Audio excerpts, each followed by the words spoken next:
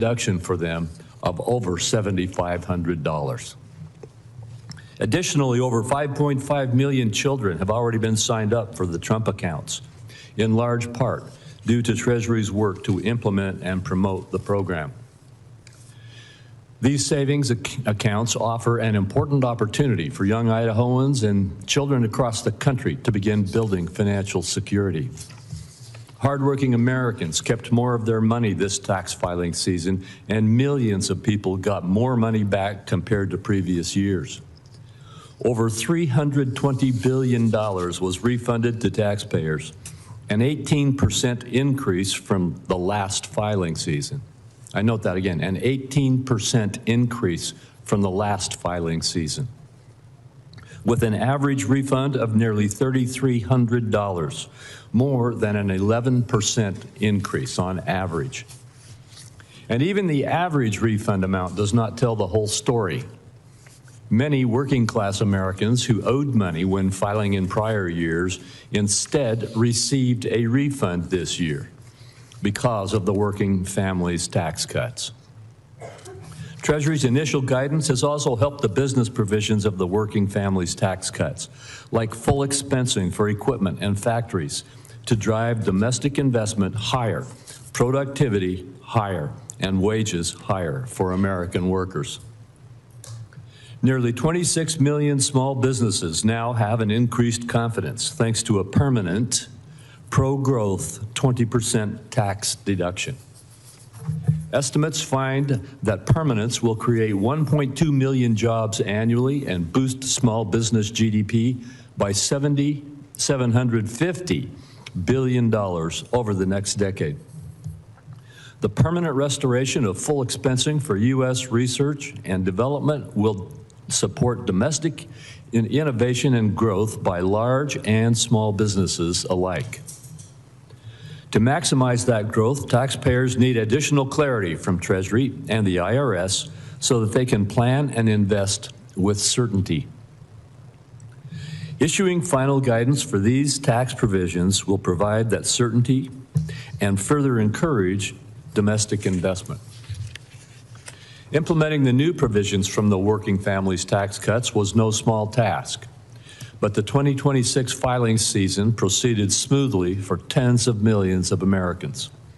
I look forward to hearing from you about plans for successful filing seasons next year, as well as the more work that needs to be done to implement the law and technological investments, get technological investments made to more modernize the IRS.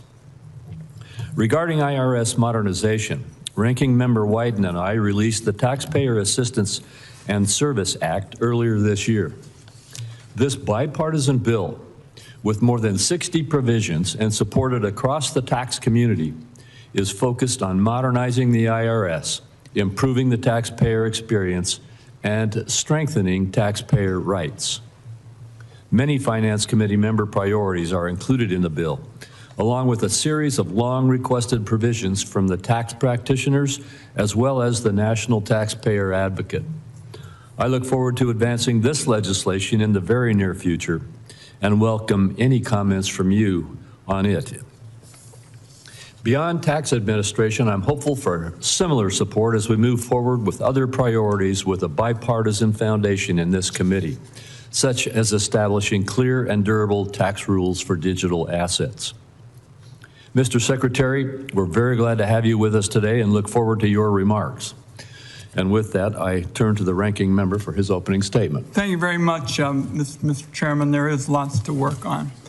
Now, colleagues, it was just a matter of time before the Trump administration set the new high water mark for public corruption. That moment arrived a little more than 2 weeks ago with the settlement of Trump's ridiculous IRS lawsuit. This hearing is the first opportunity for Congress to examine it. So let's start by zooming out to get a full appreciation of how dirty this whole situation has been. Donald Trump sued his own administration for $10 billion over a tax return leak that happened on his watch. A judge appeared ready to toss the lawsuit, so Trump rushed a settlement for personal gain. The acting attorney general went out yesterday and said they're not moving forward with the $1.8 billion insurrection slush fund. The other part of this settlement apparently remains in place, and that is the part that presents the biggest direct benefit to Trump. Todd Blanche let Trump off the hook for potentially $100 million in back taxes by canceling what's reported to be a long-running dispute with the IRS. Then he let the entire Trump family and the Trump organization off the hook for any tax crimes they may have committed in the past. As of right now, everybody in America is subject to audit except the Trump family. Unfortunately, the Senate Republican leader was quoted this morning saying that this is business as usual, that it's a standard settlement. The reality is that's totally wrong. Two former IRS commissioners have now confirmed that this is completely without precedent. It's the ultimate case of an ultra-wealthy individual living under one set of rules while everybody else lives under another, a crooked double standard that benefits Trump and family. I take it as an admission of his own guilt when it comes to tax cheating. Trump and his family have been stuffing every dollar they can grab into their own pockets. If everything was on the level, it seems to me he wouldn't need Todd Blanche to get the IRS off his back. Secretary Bessent owes the committee an explanation of what the Treasury knows about the dirty settlement. That's because his department was involved from beginning to end. Treasury was a defendant and a negotiator in the lawsuit. It was informed by IRS attorneys that Trump had no real case. And it sure looks to me like Treasury's top lawyer quit his job in objection to the settlement. This is an abuse of the IRS that goes way beyond anything that I have any familiarity with. My view is this committee needs to investigate this on a bipartisan basis. Blanche allegedly dropped the insurrection fund, doesn't change that. So what's particularly shocking about a corrupt deal like this is it comes when so many American families are fearful about the economy. I was home last week having 4 town hall meetings in parts of my state that are bright red. And what they talked to me about was the pain of inflation going up, wage growth going down, the job market flattening. The Trump administration doesn't seem to care. Last week, Secretary Bessent was asked during an interview about price increases caused by the Iran war. He said, I quote, "It was less than $200 in extra gasoline costs. All the Democrats want to talk about is beef and gasoline." Now, to me, you might think that a political leader couldn't get any more dismissive of people's economic concerns. But then Donald Trump topped it himself. When asked if Americans' financial situations made him think about ending the war that he started, he said, and I quote, "Not even a little bit." He continued, "I don't think about Americans' financial situation. I don't think about anybody." Mr. Chairman and colleagues, I've never heard a President of the United States talk in such a dismissive way about the hurt of the American people. And then he rambled through his ever-changing goals in the quagmire of a war. No sympathy for struggling families at all from the president. Americans are increasingly spending down their savings and going into debt to get by. The people running the country are ratcheting up the cost of living with wars, tariffs, and cuts to health care and basic services. It's cold comfort to somebody who had to max out their tax credit card to feed their kids that Trump might get his face on a $250 bill. But that's the kind of priority that apparently the Treasury Department is focusing on these days. Even outside of economic matters, the Treasury Secretary is simply out of step with the American people. There's no better example than the fact that there's been a cover-up of the massive file of Epstein's financial records for a year and a half. This is part of the effort I've made, it's the only one, to follow the money in the Epstein situation, and yet there's been a denial of access to committee investigators and lying in public about their significance. That subject alone deserves its own hearing. Senate investigators are trying to figure out who paid Epstein for girls, and unfortunately, Secretary Bessent is involved in preventing that from happening. The bottom line in this administration is the machinery of government works to the benefit of Donald Trump before all else. That's the corrupt framework that produces insurrection slush funds, protects pedophiles, and dismisses the concerns of people who are worried about being able to make rent and to feed their families. There is an awful lot for the committee to discuss today, Mr. Chairman, and I look forward to question and answers. Senator Crapo. Thank you, Senator Wyden. Secretary Bessent, you may make your opening statement. Chairman Crapo, Ranking Member Wyden, and members of the committee, thank you for convening today's hearing. I'm grateful for this opportunity to discuss President Trump's 2027 budget, which builds on this administration's progress in unleashing a new era of economic expansion. Could you pull the microphone a little bit closer? Sure. I last appeared before this committee just a few weeks before the Senate passed the Working Families Tax Cuts. So on the heels of the most successful filing season in IRS history, I'd be remiss if I did not begin by thanking the committee for helping to deliver this once-in-a-generation bill to the president's desk. This day, under President Trump, we celebrated how much more money hardworking Americans kept, not how much the government took. Over 62 million tax returns claimed at least one of the president's signature new tax cuts. No tax on tips, no tax on overtime, deductibility of American car loan interest, and enhanced deduction for low and middle income seniors. All told, the average refund increased by over 11%, with refunds increasing by 18%. But as important as what this legislation achieved is what it prevented. If opponents of the working family tax cuts had their way, our economy would have absorbed the largest tax hike in its history, over $5 trillion. 90% of American taxpayers would have seen their standard deduction slashed, while 40 million families would have seen their child tax credit halved. Instead, this committee held the line, and the American people had a better tax day because of it. Notably, President Trump's pro-growth policies don't stop at putting more money back in the pockets of working middle-class families. They extend to placing the American dream within the closer reach of their children. For context, nearly 40% of Americans have no exposure to our great U.S. equity market, no stake in the companies they helped to build. Trump accounts represent a profound reimagining of that arrangement. They will ensure that every American child can benefit from private ownership and compound growth, that every American child, in short, is born a shareholder. To date, nearly 6 million Trump accounts have been opened, with 1.4 million eligible for the $1,000 seed contribution. Of course, as his tax cuts deliver relief for working-class Americans, President Trump's economic agenda is bolstered by two other distinct but reinforcing levers: trade and deregulation. Let me briefly address both in turn. First, the president is undeterred in his determination to open markets for U.S. goods and services while rebuilding U.S. manufacturing capacity. Over the 12 months ending March 26, the trade deficit for goods declined by approximately $370 billion compared to the same time frame ending March 2025.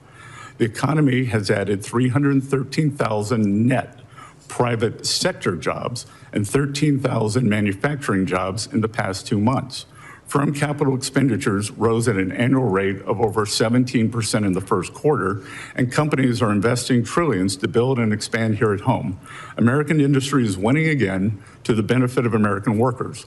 A whole of government approach, meanwhile, is coupling our manufacturing revival with a great regulatory reset. Properly calibrated regulation is essential for economic growth, capital formation, employment, and higher wages. So at the outset of this administration, President Trump set the ambitious benchmark of slashing 10 existing regulations before issuing a single new one. In 2025, we shattered the goal with a ratio of 129-1. As a result, the regulatory actions generated more savings last year than in those of the prior Trump administration combined. Separately, any one of our initiatives on trade, tax cuts, and deregulation would be substantial. Taken together, they are transformative. Before President Trump took office, our trading partners exploited America's markets, our regulatory states smothered businesses, and our tax code was poised to punish workers and job creators. Today, his policies are driving lower taxes, bigger paychecks, and broader prosperity. So I thank you on this committee for its partnership in this critical work, and I look forward to building upon our stride through the President's budget for the year ahead.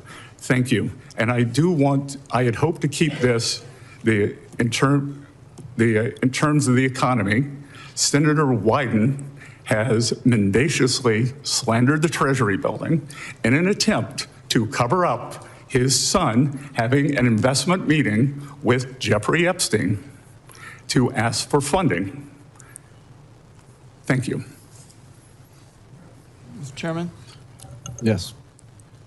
let's be clear here. Nobody is interested in the ramblings of a capo in the most corrupt regime in American history. We want to get some facts about this deal. That's what we're here for. Thank you. Well, thank you, and I will ask my questions first today. And we would like to hear what Adam Wyden and Jeffrey Epstein talked about. Your son's largest investment position was Rick's Cabaret. So did your son and Jeffrey Epstein talk about pole dancing as he begged him for money using your limited credibility? Should I just proceed? I'm going to proceed with my questions, and Mr. Secretary, I'm going to start with regard to the issues that Senator Wyden raised. There have been a lot of accusations about the settlement agreement between the President and the IRS over the leak of his tax returns. On Monday, the Department of Justice announced that it would abide by the district court's ruling in joining the creation or operation of the Anti-Weaponization Fund that was established under the settlement agreement. Yesterday, Acting Attorney General Todd Blanche announced at a hearing that we are not moving forward with the fund, period. With respect to other parts of the settlement agreement, I'd like to give you the opportunity to set the record straight. Understanding that there is ongoing litigation, what can you share with us about Treasury and the IRS's role in the settlement agreement? Specifically, since IRS CEO Frank Bisignano signed the settlement agreement, what can you share with us about Mr. Bisignano's role in reaching that agreement? Thank you for the question, Mr. Chairman. As we've done throughout this matter, the Department of Treasury is following the direction of the Department of Justice. And as you noted, Acting Attorney General Todd Blanche testified yesterday that the government will not be moving forward with the fund. We intend to comply with that direction. I do not have any additional details into what that means at this time, but I will note that even with the Acting Attorney General Blanche's statements yesterday, this matter is still subject to ongoing litigation, so I'm unable to comment further on it. As with all department litigation, the Department of Treasury and the IRS were represented by the Justice Department, so any additional questions about the settlement or the fund should be addressed to the Justice Department and Acting Attorney General Todd Blanche. Thank you, Senator. All right, thank you. With regard to the working families tax cuts, affordability remains top of mind for families across this country. Last summer, Republicans acted to prevent what would have been the largest tax increase in American history and delivered meaningful pro-growth tax relief through the working families tax cuts, providing much-needed support to American workers and families. Can you talk about Treasury's work so far to implement this groundbreaking tax relief, and what parts of the law do you view as the most helpful in addressing affordability issues? Thank you, Senator.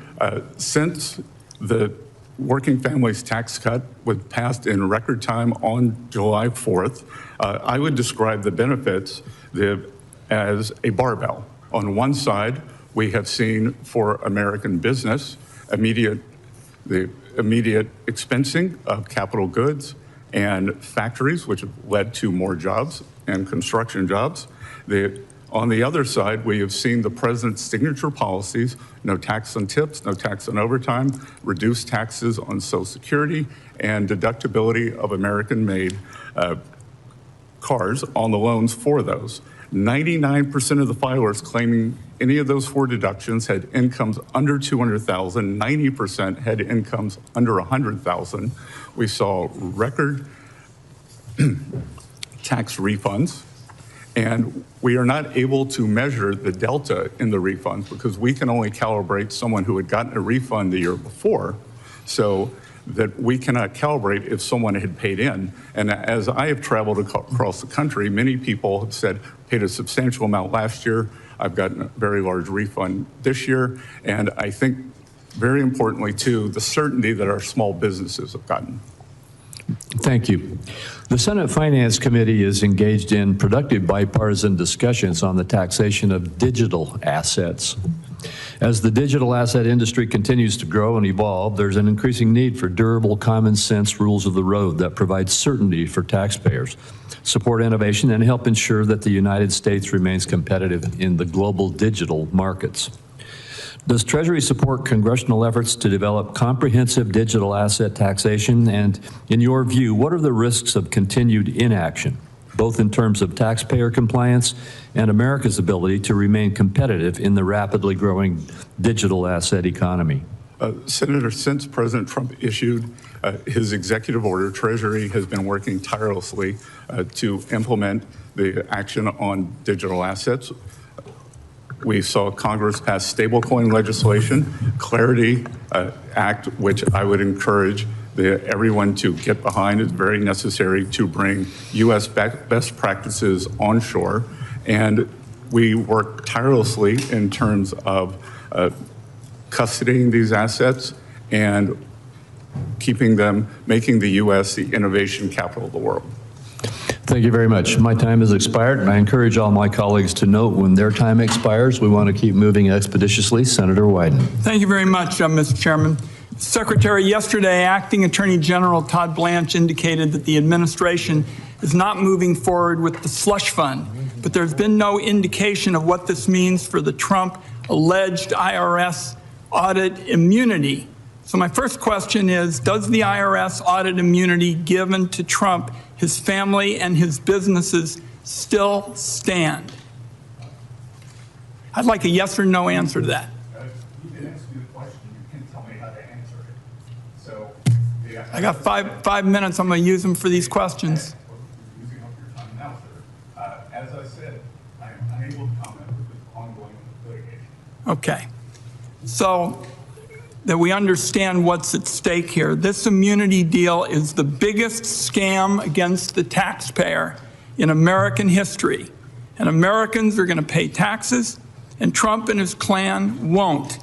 So we'll start with that. Now, my second question is, every president's tax return gets audited, Mr. Secretary. Who originated the May 19th addendum canceling Trump's audits? Was it Trump, DOJ, or Treasury? Again, sir, as Albert Einstein said, doing the same thing and expecting a different answer is the definition of insanity. You've given no answers on this subject, and that's why I'm going to ask these questions. And because, as I said, there's ongoing litigation. Does the DOJ have the authority to settle a tax dispute unilaterally? The DOJ acts as the attorney for Treasury and the IRS. So the tax code says the DOJ can only settle a tax dispute if you, the Treasury Secretary, first deferred the dispute to DOJ in the case we're talking about.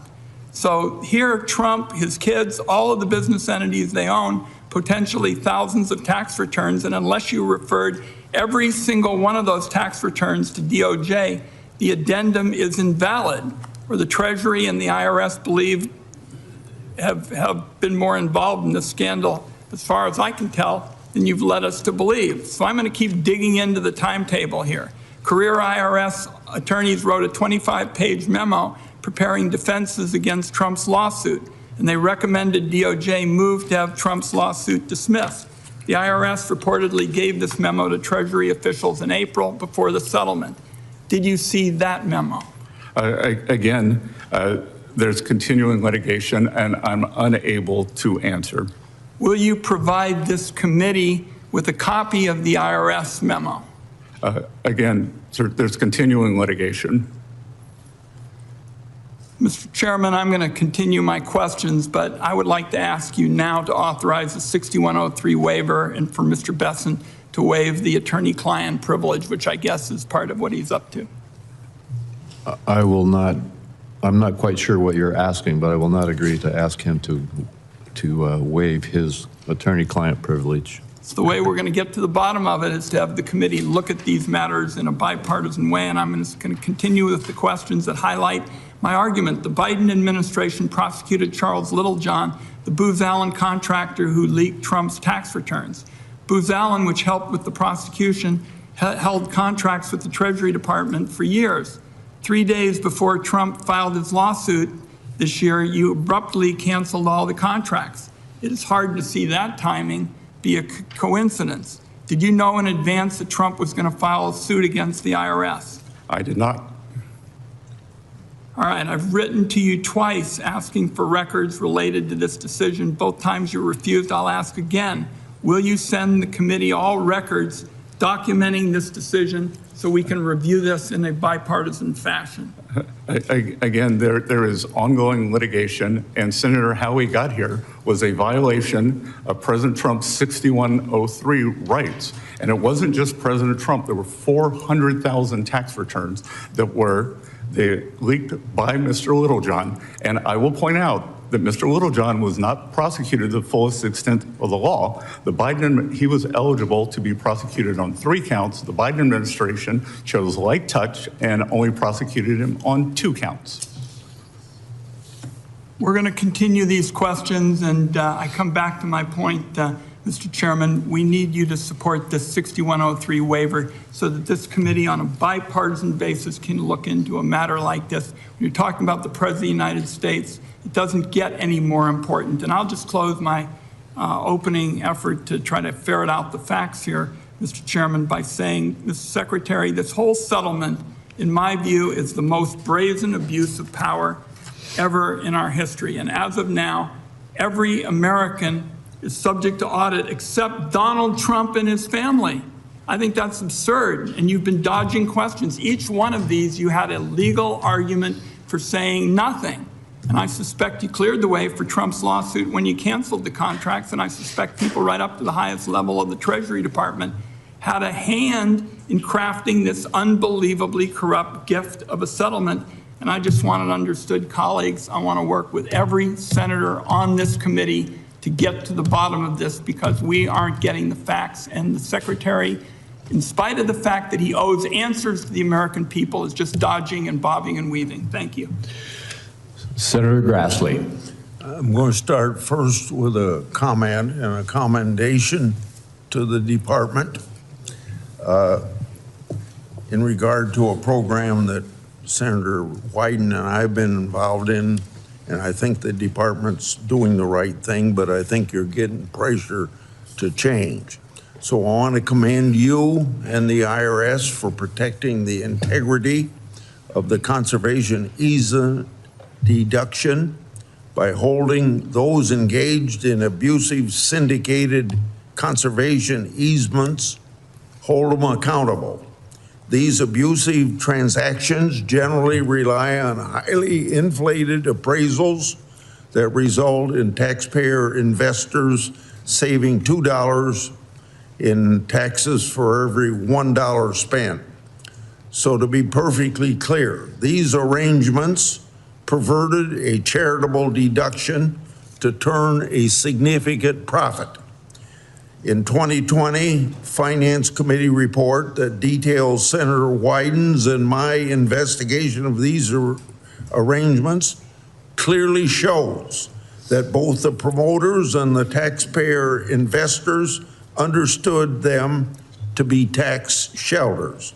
So I encourage you and the IRS to stand by recent settlement offers and ignore those who I think are lobbying you to water it down. Good. Thank you for your comments, Senator. In 1981, at the time of growing deficits and elevated inflation, Fed Chairman Paul Volcker advised Congress to cut spending and to pursue pro-growth policies. He urged Congress to focus on reforms that would incentivize Americans, in his words, to invest, to save, and to work. The Working Families Tax Cut Law adhered to the Volcker approach. It reduced spending by over $1 trillion while making provisions of the 2017 tax law focused on spurring domestic investment permanent, like full expensing for new factories and factory improvements. How important has the working family tax law been in terms of promoting economic growth, job creation, and wage growth? Senator, it has been essential to the success that we have seen. For the past 4 quarters, the U.S. economy has grown at 2.6%. And that is despite the Democratic government shutdown in the fall, and that is despite the Iranian conflict, which will make our country safer. And what we are doing on the household side, as I said, almost 50% of the tax returns we received had one of the president's 4 signature policies. On the other side, the pro-growth, the tax policy for our corporations, immediate expensing of capital equipment, of structures, including farm structures, and the 100% expensing for R&D, and certainty, Senator. It is the certainty that allows both big and small businesses to be able to plan for the future, for hiring, for capital expenditures, and it is this capital stock and investment that generates high after-tax returns and increases productivity, and if productivity increases, or what increases real standards of living, sir. This will have to be my last question. You've been a proponent of targeting annual deficits of 3% of GDP, which roughly aligns with the post-World War II average. During the last 2 years, the Biden administration, we saw a deficit of 6.2% and 6.3%. In 2025, President Trump's first year in office, a deficit came in at 5.8% of GDP. How does President Trump's budget and deregulatory agenda ensure the annual deficit stays on a downward trend towards that 3% that you advocate? Senator, as I said all the way back as far as my confirmation hearing, we do not have a collections problem, we have a spending problem, and we have a growth problem. So if we can constrain spending and grow our economy, then we have the ability to pay down debt and get back to the 3% target, which I believe that we can achieve something with a 3 in front of it by the end of President Trump's term. Thank you. Senator Warner. Thank you, Mr. Chairman. Secretary Bessent, good to see you again. Good morning, Senator. Yesterday, the administration took an action that, again, I thought I could no longer be surprised, but I was surprised. The president put in Bill Pulte as the Director of National Intelligence. Now, I know it's not your area, but the whole law that was set up establishing the Director of National Intelligence was to make sure that this position was filled by someone with a great deal of national security experience. Now, Mr. Pulte currently is within your domain. Do you know, does Mr. Pulte even have a security clearance? Senator, I do not. Okay. And being head of the FHFA, isn't that a full-time job? It's a very important position. Yeah. So the notion that Bill Pulte is going to remain as head of the FHFA and moonlight as the Director of National Intelligence, I don't understand. But to me, it seems insulting to the thousands of men and women who work in the intelligence community. Again, Mr. Pulte reports to you. No, it's an independent administration. Let me ask you this. How would you describe Mr. Pulte's temperament? I spoke with Director Pulte yesterday and congratulated him and said I look forward to continue working with him on FHFA matters and wished him luck as he gets up to speed in D&I, and told him that we had several pressing issues on Iran. So you're totally comfortable with the notion that Mr. Pulte, who at least in press reporting, you've had quite a number of differences with, is going to be able to do both the director of FHFA and the director of national intelligence? Well, sir, many teams squabble in the locker room and go out in the field. Okay. Well, Mr. Pulte has had a record of not respecting confidential information. He has weaponized mortgage information. I think everyone would at least acknowledge the factual basis of that, and the idea that he's going to suddenly be given the keys to the most classified secrets that keep our country safe. I just would have wished that someone in the White House would have gone to the emperor and said, on this one, you got no clothes. And it's an embarrassment. Let me get to another topic. Agentic AI, I think there's great promise from AI. There's also downsides, but as we think about agentic AI agents, I'm sending you letters on this. I think we need a strong fiduciary regime around those agents. I mean, one Mike said to me recently, if your agentic AI agent goes off and buys a bunch of retail stuff for you and you get it home and then a human being says, I don't want this stuff, who bears the burden? As you think about the notion, when we've talked about this in the past, of agentic AI agents, do you believe that we need some level of strong fiduciary regime?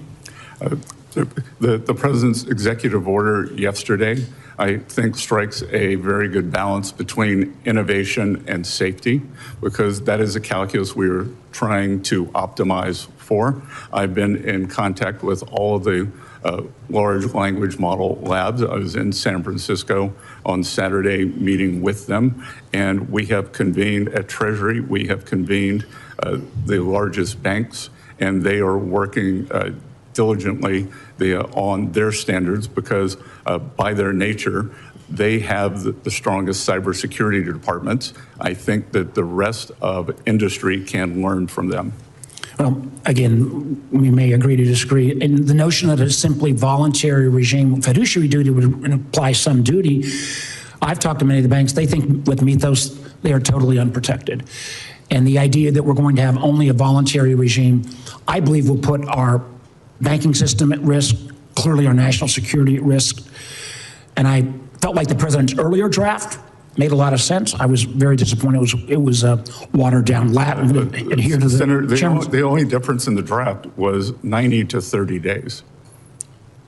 Secretary Bessent, well, the draft I saw earlier had a stronger than strictly voluntary regime. But I want to get my last point in quickly. We still got to get the CDFI money out. We got 32 senators, 16 on each side, including the chairman. The money is sitting there. It needs to get out. Yes, sir. That we have gotten out what we have been allocated from OMB. OMB did not apportion it until April 8th, and we are getting that funding out. It's June. There still hasn't awarded a single dollar of the money. Thank you. Senator Scott. Thank you, Mr. Chairman. Secretary, thank you for taking some time to be here with us today. Good to see you again. Good to see you, Senator. Hope all is well in Charleston. I don't get back much. Well, we miss you there, so find a way back to the Holy City. We need to see you more often. Let me just first say to you, and particularly to your staff as well, on the issue of home ownership. As you know, we worked in the banking committee for a long time on the 21st Century Road to Housing. Your team has been fantastic to work with. And frankly, this is an issue that is not a Republican issue or a Democrat issue. Every member of the Democrat side of the aisle, as well as Republicans, work together hand in glove to make sure that we keep America's priorities first.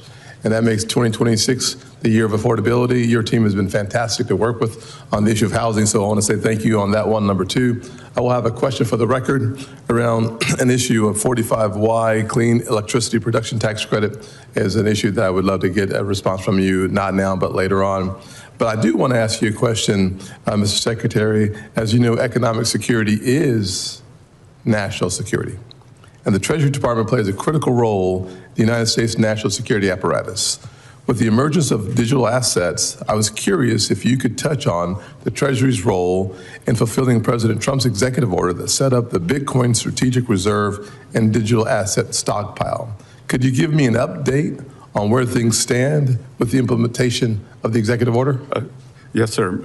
And I couldn't agree more with you that economic security is national security. I gave a speech at the Reagan Library outlining my thoughts on that and how for 25 years the U.S. has been asleep, and under President Trump's leadership, we are moving forward very quickly on that. And part of that is our digital assets initiative.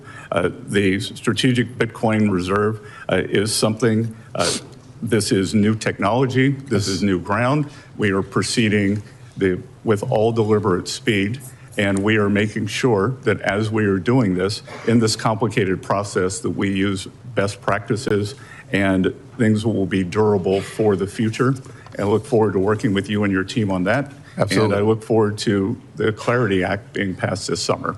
Great, thank you. Another question on IRA accounts. President Trump signed another executive order, 14403, to increase Americans' access to IRAs for those workers who lack employer-sponsored retirement plans. Also, the order directs you to prepare legislative recommendations for building upon the TrumpIRA.gov. Do you have a timeline, something in mind that would be helpful for us to appreciate as it relates to perhaps a Trump Accounts 2.0? So, sir, we have the launch of Trump accounts on July 4th. Oh, good. And we are consumed with that. So they will begin July 4th is Saturday. They will begin trading and go live on July 6th.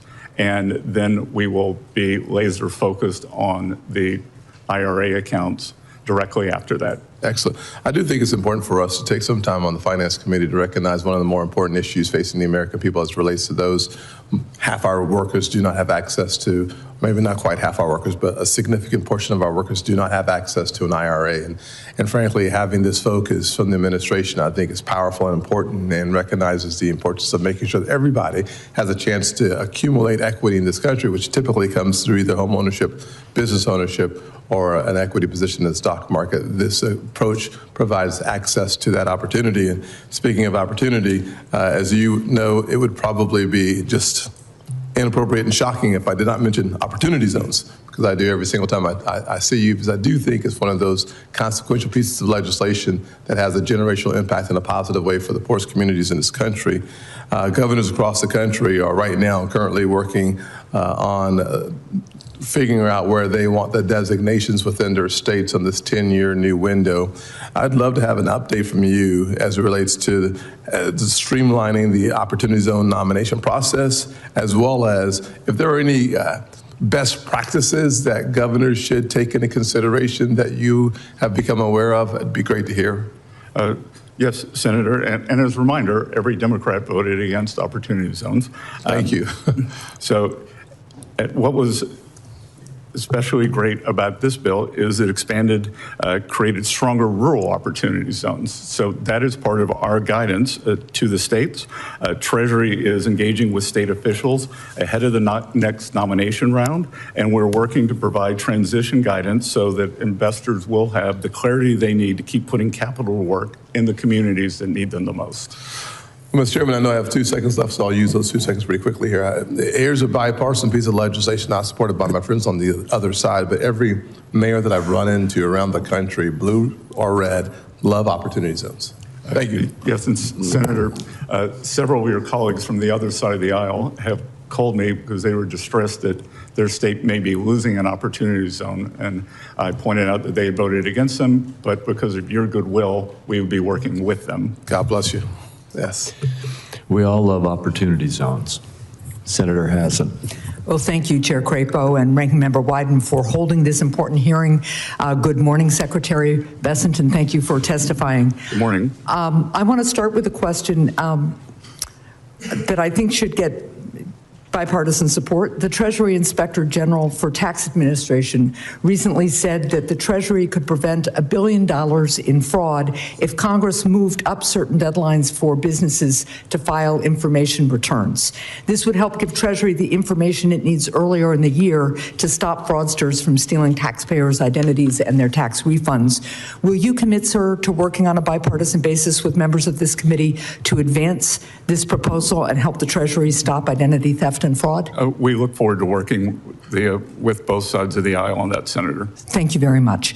And just an observation, Mr. Chair, there's been discussion of a so-called settlement of a lawsuit between the president and the IRS. I just want to note that the so-called settlement is being challenged because of collusion, it appears, by the president and the IRS, to the point where I'm not sure a settlement agreement actually exists because a court is considering whether this is a legitimate lawsuit to begin with. But what the acting attorney general did say yesterday was that despite the slush fund being off the table, at least for now, that the grant of immunity for tax liability to the president and his family still was going to be on the books. So this is a sweetheart deal for the president. It apparently is still going forward unless a court puts a stop to it. And I think it's going to be important for the secretary to level with the American people about how much this sweetheart deal will cost them. Some news reports suggest it's at least $100 million.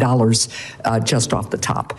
Now, Secretary Bessent, in May, the president said that he does not think about Americans' financial situations.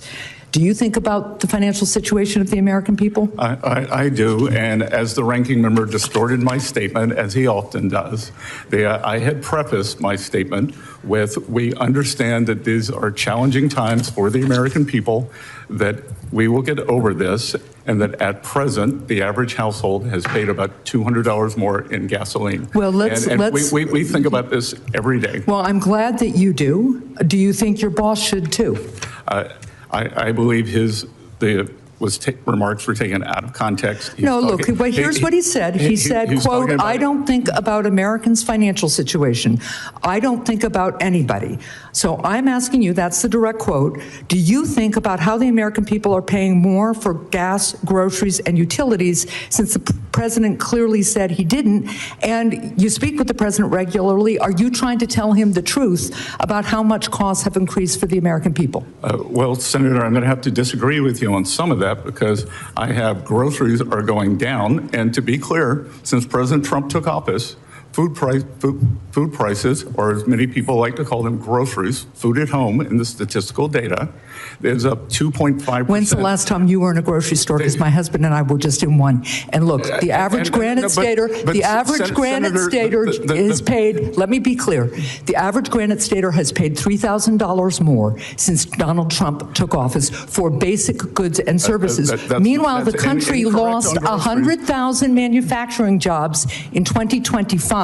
So do you tell the president this information or not? That, again, Senator, except for inflation, which is, I believe, going to be a short-term blip, the economic data is very strong. The jobs data has been very strong. The manufacturing ISM has been very strong. No, actually, that's incorrect. So let's move on, because what's clear to me... Which part was incorrect, Senator? No, what is very clear to me is that neither you nor the president nor this administration are willing to acknowledge how much more people are paying at the gas pump, at the grocery store, in utilities, for health care, for all aspects of American life, nor have you acknowledged the number of manufacturing jobs that were lost in 2025. Now let's move on to another issue. Americans are paying 2.5% more for groceries since President Trump took office, which is half the annual amount under Biden administration. We're not talking about Biden. We're talking about this administration and its promise to lower costs, and the fact that this president says he doesn't care. Now, let's go on to it. Mr. Secretary, my time is limited. I'd like to reclaim a little bit of my time because I have one more question. The administration has claimed that its top priority is lowering costs for American families, but the president instead continues to pursue vanity projects at a significant cost to taxpayers. He requested a $8 billion for the White House ballroom, spent $45 million on military birthday parade, proposed a $100 million arch at Memorial Circle, and now Treasury is planning production of a $250 bill with his face on it. Mr. Secretary, how does the president's requested billion-dollar ballroom or all of these other vanity products lower costs for American families or help constrain spending? Senator, first of all, you're incorrect. There is no cost to the American people. If there is a new bill for the ballroom, the decorative part of the ballroom is privately funded, and everything that you were talking about. The president requested $1 billion for the White House ballroom in our budget. He has spent $45 million on a military birthday parade. So look, it goes on outside my office every day. I've watched it progress, and it is national security matters that the $1 billion is for. That's ridiculous, and I think you know it. I'll yield back my time. Thank you, Mr. Chair. Senator Johnson. Thank you, Mr. Chairman. Mr. Secretary, I don't recall back in, let's say, June of 2022, when the average national price of gasoline was $5 a gallon, when we were experiencing 40-year high inflation, about 9%. I don't recall Democrats being all that exercised and coming to these hearings and battering the Biden administration officials of why, living is so unaffordable. Do you recall that back in 2022, 2023? Well, what I do know, sir, is that pyromaniacs like fire, so they can't stop talking about what they did. And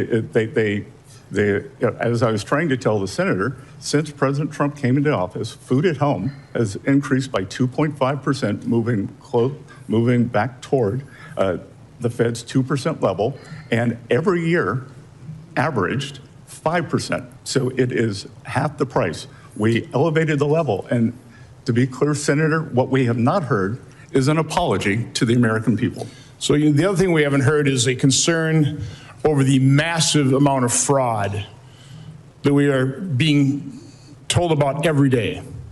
Democrats wanted a clean extension of the enhanced subsidy under Obamacare, even though once it expired, people got the subsidy anyway.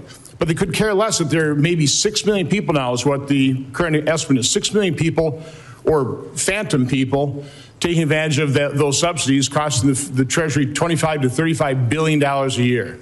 No concern about that from the other side of the aisle. I want to focus on fraud. The lowest estimate on an annual basis comes from GAO at $250 billion a year. We had the CEO of LexisNexis that didn't realize they did this kind of research. They put the annual figure about $1 trillion. I think you've come up with your own figure. What do you estimate annual amount of fraud in the federal budget? At least $500 billion, sir. So again, this is a range of somewhere between 3.3 and 13.3% of our budget. A recent story, I heard it on the radio this morning, a fraudster in California in 1 year, from May 22nd to April 2023, $270 million of claims. He was paid $178 million in fraud in California out of Medi-Cal. Do you have any idea how much, okay, he's been prosecuted, he's been convicted. Do you know how much of that $178 million was recovered? Sir, what I can tell you is once the money goes out the door, it's very difficult to recover. The best way to prevent the fraud is to prevent it before it goes out the door. And Senator, I will tell you, the other heartbreaking part of this is I did a round table in greater Minneapolis, and there were several owners of autism clinics there, valid clinics, who are having trouble getting funded, and they are doing the right thing for these families and for those children.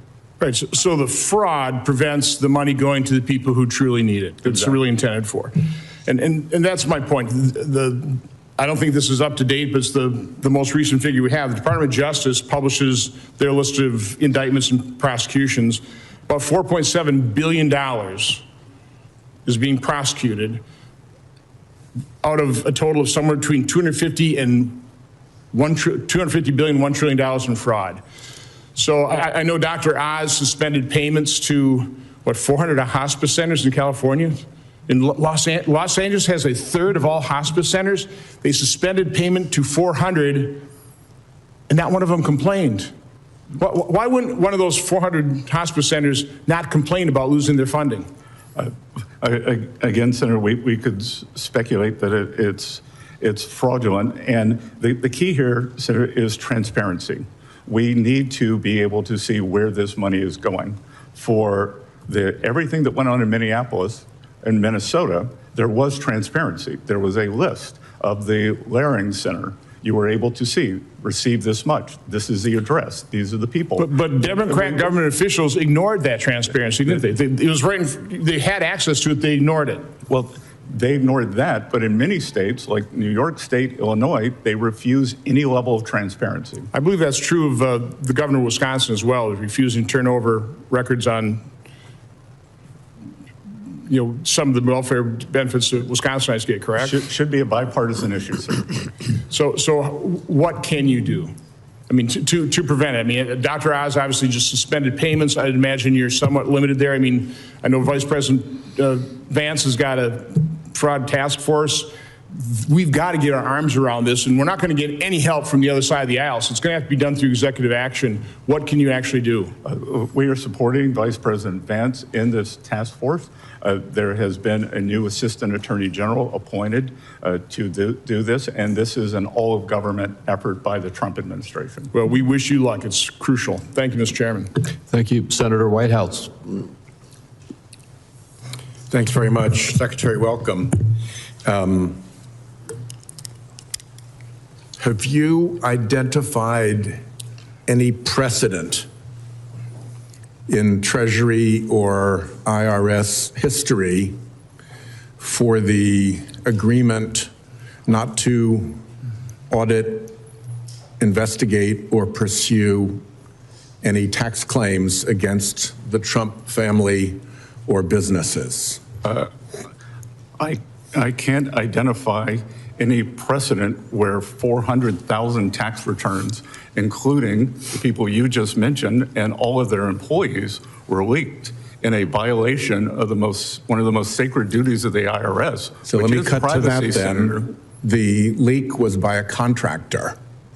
Can you tell me what contribution is being sought by Treasury or by the IRS for the harm done by the contractor? To a certain extent, your organization and the IRS are the victim of the contractor's malfeasance or negligence.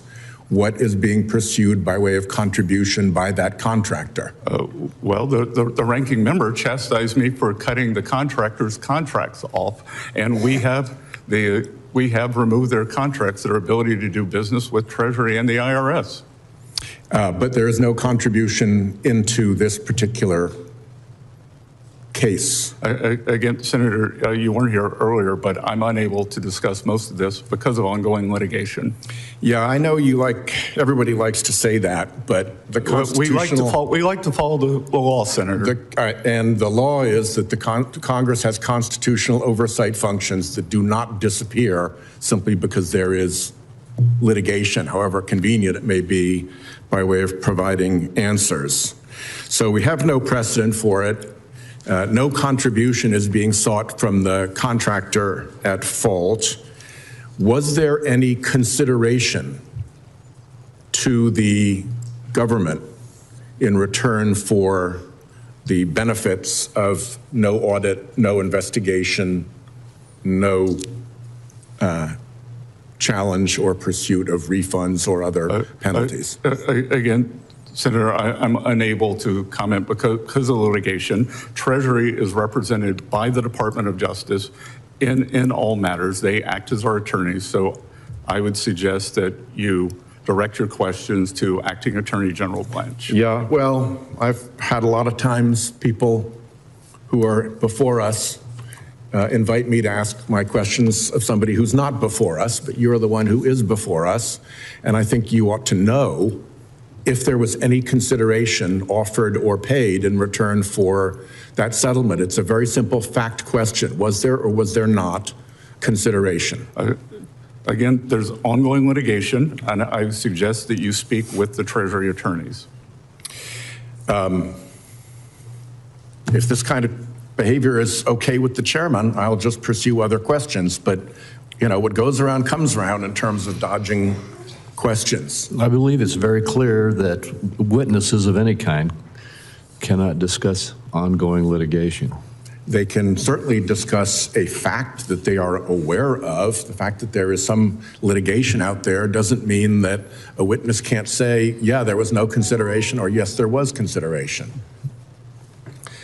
Was there a defense analysis memo? It's referenced in the judge's decision in Florida. Was there a defense analysis memo prepared by the IRS? And more specifically, did you see it? Again, I'm not going to be able to comment on these matters.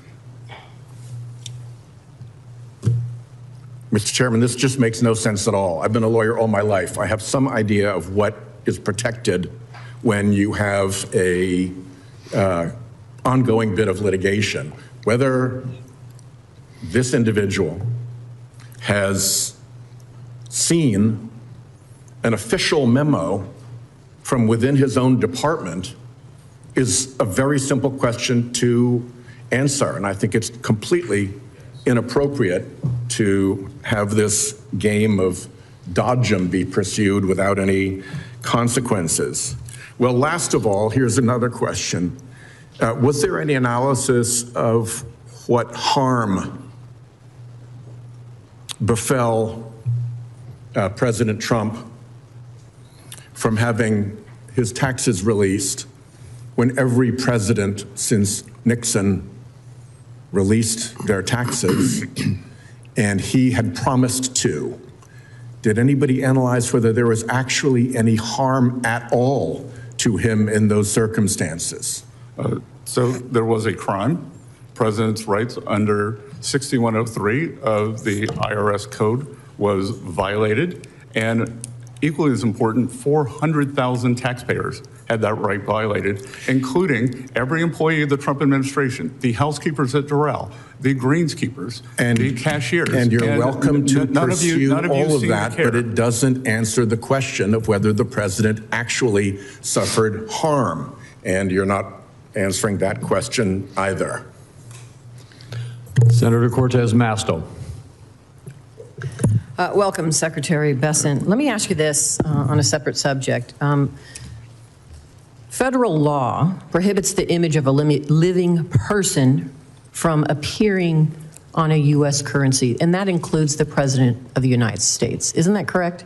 That is correct, Senator. Thank you. There's reporting that your U.S. Treasurer, Brandon Beach, and his senior advisor, Mike Brown, have been repeatedly urging staff at the agency's Bureau of Engraving and Printing to prepare prototypes of the note, a $250 bill with President Donald Trump's face on it. And in fact, in August and September, Beach provided Bureau staff with mock-up designs for the note, including one that shows President Donald Trump's face in the center of the $250 bill between the signatures of the president and your signature. It is also reported that the artist who said he designed the mock-up told the Post that he had spoken with Trump about it.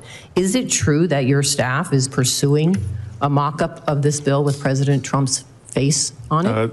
That was in coordination with pending legislation in the Congress to change the requirement that a person must be deceased to be on the currency. So you're acting before legislation has even passed to authorize it, is that correct? Just as we did with the Working Families Tax Cut, we were prepared in advance. At Treasury, we do things in advance. My predecessors seem to scramble to do things at the last minute. So if the law does not pass, do you intend to still move forward without the authorization from Congress? Of course not. We will follow the law. Thank you. Let me ask you this question with respect to the agreement and the lawsuit settlement that a lot of my colleagues have been talking about, shielding the president, his family, and corporations from any future audits. You are the acting IRS commissioner, correct? That is incorrect. What is your position right now with the IRS? My term expired. So you have no position with the IRS whatsoever? The IRS is a bureau that reports to Treasury. When there is no commissioner, those duties float up to me. All right. So there's no interaction that you have right now or responsibility over the IRS other than The commissioner's there, the commissioner has free reign, and you don't have any authority to stop anything? No, there is no commissioner, so I assume those duties. So there is no commissioner, so you're acting commissioner? No, that's incorrect. Okay, so for purposes of the public, let's get it straight so the public knows your involvement. There is no commissioner. There's somebody that is acting. I had previously been the acting commissioner. Okay. Senator Warren, who likes to send me a lot of letters, was kind enough to send me a letter. Yeah, I'm just trying to figure out your role with the IRS. For the purpose of the public and transparency, what is your role currently with the IRS and your authority? I am performing the duties of the commissioner. Oh, so you are. Okay, got it. So let me ask you this, because you talked about not only Donald Trump and his family, but there were 400,000 taxpayers' information that was also leaked by Mr. Littlejohn, the contractor working for the IRS. Do you intend to give them the same immunity as President Trump and his family received? Again, you were not here at the beginning. I had a statement that I read to Chairman Crapo that I am unable to provide any additional details. Well, that's not part of the litigation. Due to litigation. That's the 400,000 taxpayers aren't part of the litigation. You have said there were 400,000 taxpayers' information that was also leaked. They're not part of that litigation. Do you intend to give them the same immunity that you gave Donald Trump and his family and corporations that were part of the litigation? Senator, you may have missed the first part of this, but Treasury does not give any of that. We are represented by the Justice Department. That's right. You're the acting commissioner. As acting commissioner, you had said earlier you had concerns about those 400,000 taxpayers whose documents were leaked by an independent contractor with the IRS. If you have concerns about those 400,000, do you intend, as acting or your whatever role it is you have as the IRS commissioner, do you intend to give them the same type of treatment? Well, we will follow the instructions and the settlement that was not part of the settlement. That was not part of the settlement. So clearly, let me just say, that was not part of the settlement. It's been very clear you're dodging this, and you're trying to use it as an excuse. It's just outrageous on behalf of the American public. So let me just move on. And that I will follow the law as an excuse, Senator? When you were going through your confirmation process, you stated that your goal was to get the federal budget deficit to 3% of GDP by the end of President Trump's term. However, in the administration's budget proposal for this year projects a deficit of over 5% of GDP by 2029. Do you no longer intend to achieve that 3% goal? I do. I said something with a 3 in front of it. And we, in fact, had a fiscal contraction last year. So we are already in the 5 range. You said something with a 3 in front of it. All right. I appreciate you being here. Senator Young. Secretary Bessent, great to have you here today. You and I have discussed shipbuilding in the past and the importance of shipbuilding. I've seen you recently offer your thoughts about the importance of this issue and the importance of rebuilding our shipbuilding enterprise here in the United States. The president has also spoken quite forcefully about the threats associated with having a shipbuilding enterprise that is weak and unable to produce enough ships for the needs of our nation. In fact, his executive order on restoring America's maritime dominance and a subsequent maritime action plan, he highlighted with some specificity the challenges and the opportunities that we face. So I'm grateful for his leadership, grateful for yours. Because we know China has invested heavily in this industry. They, of course, have a centrally planned economy in so many respects, and they've overinvested in their capacity. I've been briefed that China can actually build over 1,000 ocean-going vessels in a year. The United States built one last year, one ocean-going commercial vessel. For those who are skeptical of industrial policy, and I think that's a healthy skepticism, there's a reason we don't have a centrally planned economy, but from time to time, you need to deviate from the catechism. Adam Smith himself, the father of free market economics, identified shipbuilding as the one industry that a maritime nation cannot be allowed to have offshore. So you and several other members of the cabinet, Mr. Secretary, have highlighted this need to restore our maritime industrial base. But we know we can't do it without giving the President of the United States additional authorities, resources and authorities he needs. And that is why Congress, in a bipartisan way, needs to pass the Ships for America Act and pass it now. Mr. Secretary, how are you thinking about these issues? And do I have your commitment to work with Congress to start building ships in America again? So, Senator, as you know, President Trump signed an executive order to restore U.S. maritime capacity. I gave a speech at the Reagan Library on Friday where I talked about the critical industries that we needed to reshore, and top of mind there was the shipbuilding industry. And as important as the industry is the reservoir of knowledge that we have, should we get into a great power conflict. That's exactly it. We literally don't have, because of cheerful scenario planning in the future, we haven't thought through how we're going to repair all our Navy vessels and, if necessary, build new Navy vessels in a time of a long war scenario. Long war is a war that might exceed just a couple of months. So it's an acute issue. I agree with you, Mr. Secretary. So, Senator, we look forward to working with you to connect industrial capacity, logistics, resilience, and we want to work with you and your team toward this end. That's highly encouraging. I'll take you up on that, sir. I'm going to pivot very quickly to China's advantage as it relates to critical minerals, not just as it relates to the supply, but they've come up with a way to manipulate our markets. They shape prices, they restrict exports, they absorb losses, they create all this uncertainty that keeps private capital from financing U.S. or allied critical minerals projects. And I've come up with a solution to help address this. We call it the Secure Minerals Act. And Mr. Secretary, it's designed to create a strategic resilience reserve. And this would be a government corporation, and it would employ tools like loans, acquisitions, non-recourse lending, advanced market commitments, contracts for differences, and partner country co-investment. So all these different financial tools. But the goal is, of course, not to compete with or replace private capital. It's to create enough price stability and demand certainty to build domestic and trusted partner capacity. We want people investing in processing and digging new mines and all the rest.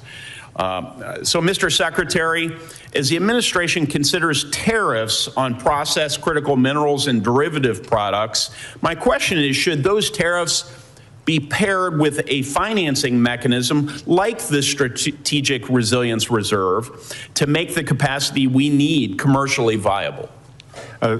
So through Exim Bank, we are working on Project Vault to do much of what you were talking about. And it is critical to have critical minerals. And as you said, the predatory pricing that China has done for 25, 30 years, just like in shipbuilding, critical minerals is one of the key industries that we're focused on. Well, my hope would be that I can work with you to give more legal certainty to that very important project, Project Vault, you're working on, so that after the Trump administration leaves, which will just be in a couple of years, there can be a legacy of enduring law and operations so that we've addressed this challenge related to our critical minerals vulnerability. Might I work with you on that effort? We look forward to working with you, Senator, and it is a priority for this administration and for Treasury and indeed for myself. Thank you, Mr. Secretary.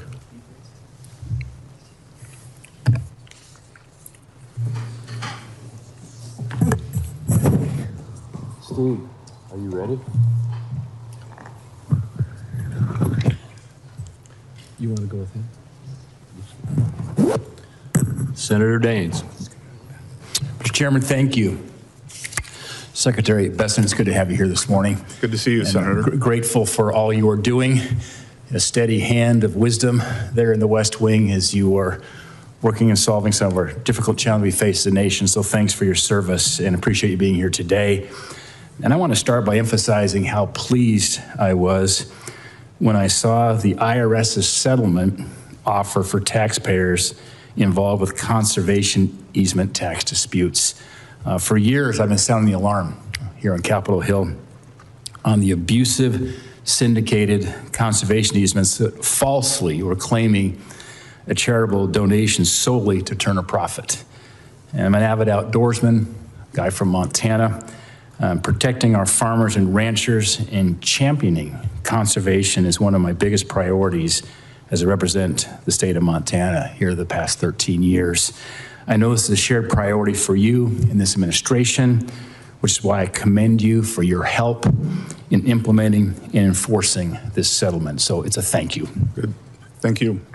I also want to thank you for your hard work as we worked together over much of the last year on the Working Family Tax Cuts Act that was passed and signed into law. We're seeing some great results in Montana. In fact, Montanans received an average nearly $3,600 tax cut on their tax return this year, and about 105,000 Montana small businesses will benefit from permanent tax relief through that 20% pass-through deduction. And as we know, the pass-through side of the equation actually supports more jobs than the C-Corp side. So we did something here that's going to be helpful to create more jobs and, importantly, job growth and income growth here for so many American people. And Senator, I have very clear recollection of you in the cabinet room expressing to myself, White House staff, the president, the need for permanence. So I think that will be one of your great lasting achievements once you retire. Well, Secretary Bessent, thank you. And I know we both knew that permanence was an important part of the equation to remove the uncertainty that is oftentimes found in the tax code with expiring tax provisions.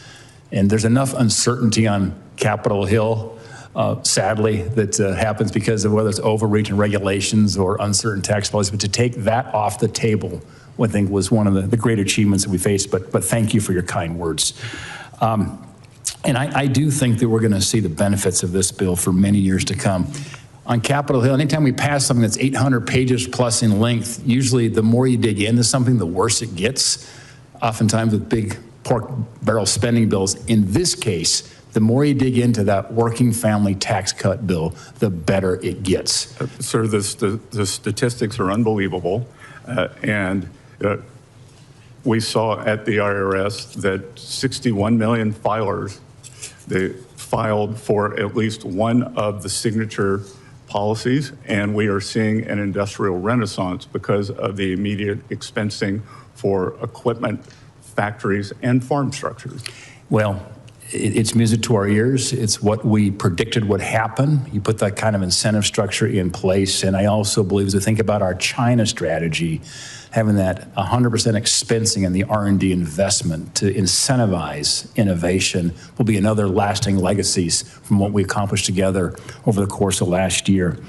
I'd like just to ask you an open-ended question around how passing that largest tax cut, or said another way, preventing the largest tax increase in American history, why by making it permanent is that making the American taxpayer better off?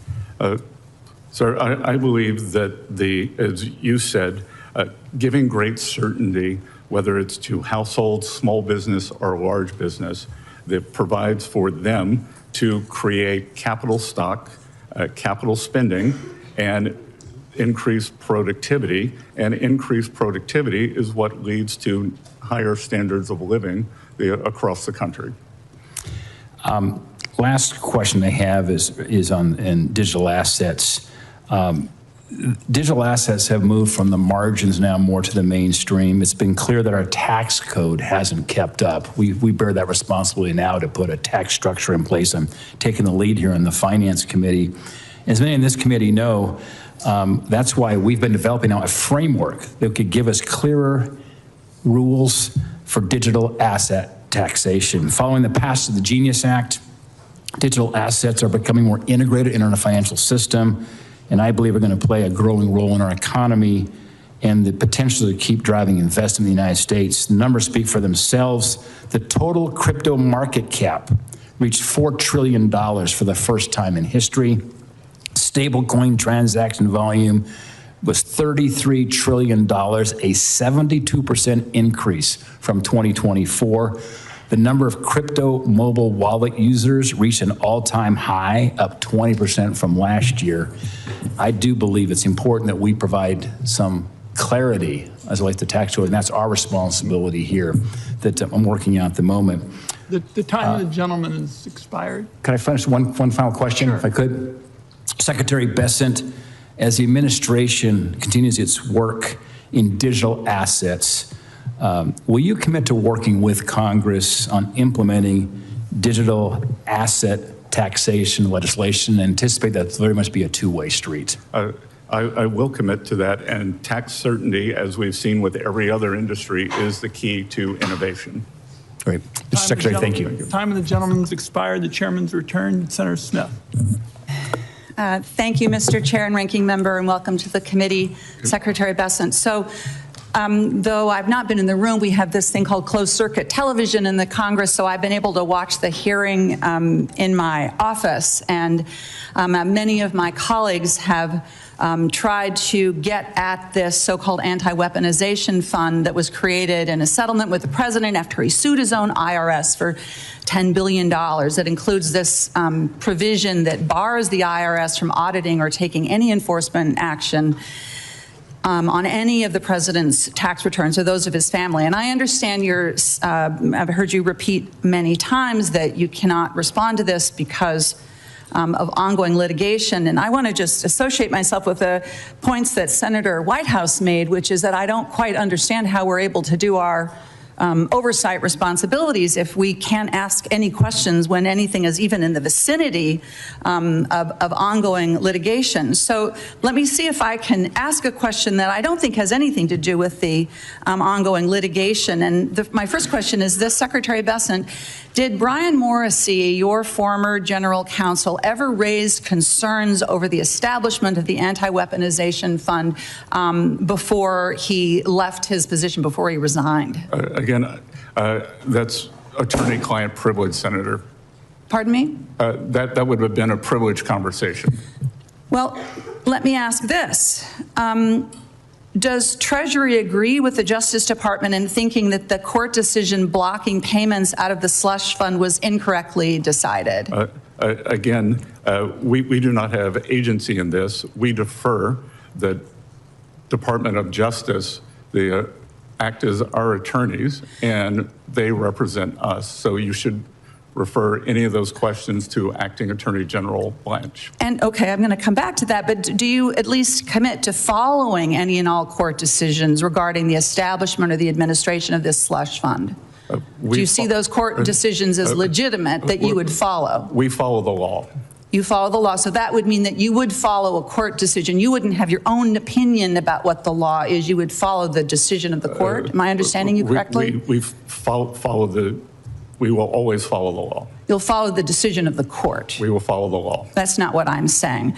You know, Mr. Secretary, you've said that Acting Attorney General Blanche is representing Treasury and the IRS here. Would you have any, I'm wondering, Mr. Chair, if maybe the committee should call Acting Attorney General Blanche to appear before our committee if Secretary Bessent is unwilling to answer any questions about the IRS, which, as Catherine, my colleague, Senator Cortez Masto, established, is Secretary Bessent is overseeing. I don't expect a response to that, Mr. Chair, but I ask a question just reasonably. How are we going to find answers to these questions if we can't get them from the Secretary?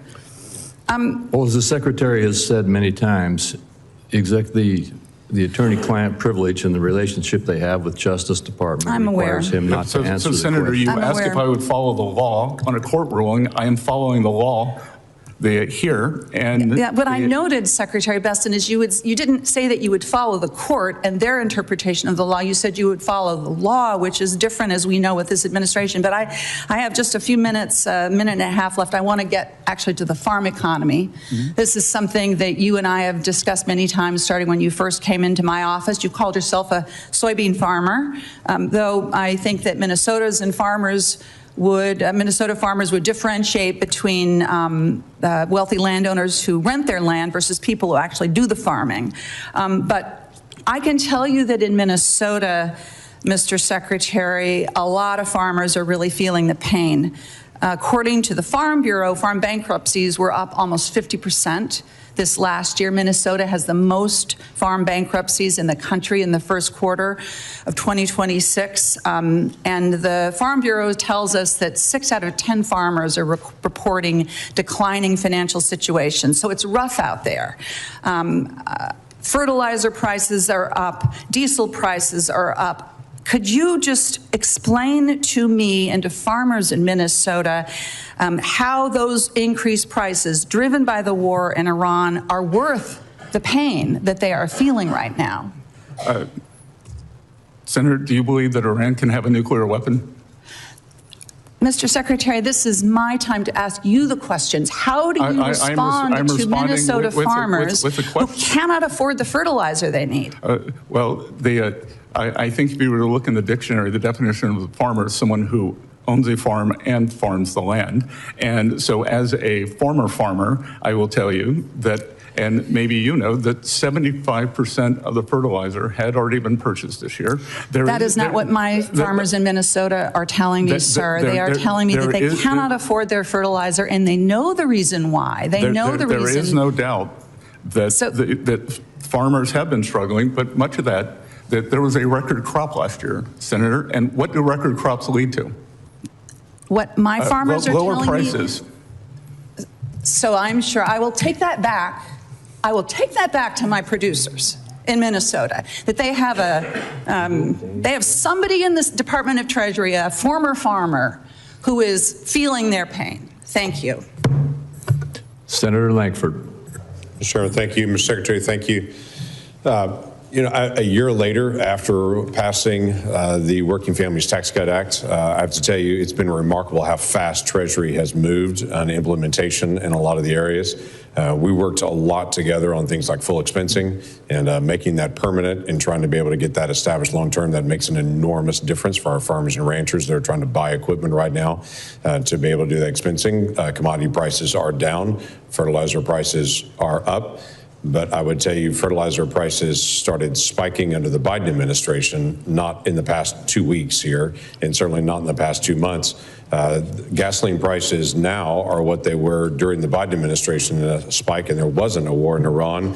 And under the Biden administration, we had 9% inflation during that time period. So there's been a tremendous amount of growth in the economy here, which I appreciate your partnership on. We've also worked a lot on the charitable donation side of things. And I appreciate the substantiation requirement information that Treasury and IRS has put out. That helps a lot of folks that are donating now to nonprofits and the work that we've done together. There is still work to do on the donor advised funds. There were some Biden administration regulations that came out that were directly targeted at the donor advised funds that have caused real problems. Those are folks that are directly helping nonprofits and charities all over the country on it, but they're feeling some real pain from some additional changes in regulation. So I know this administration has been very aggressive at reviewing regulations and looking at it.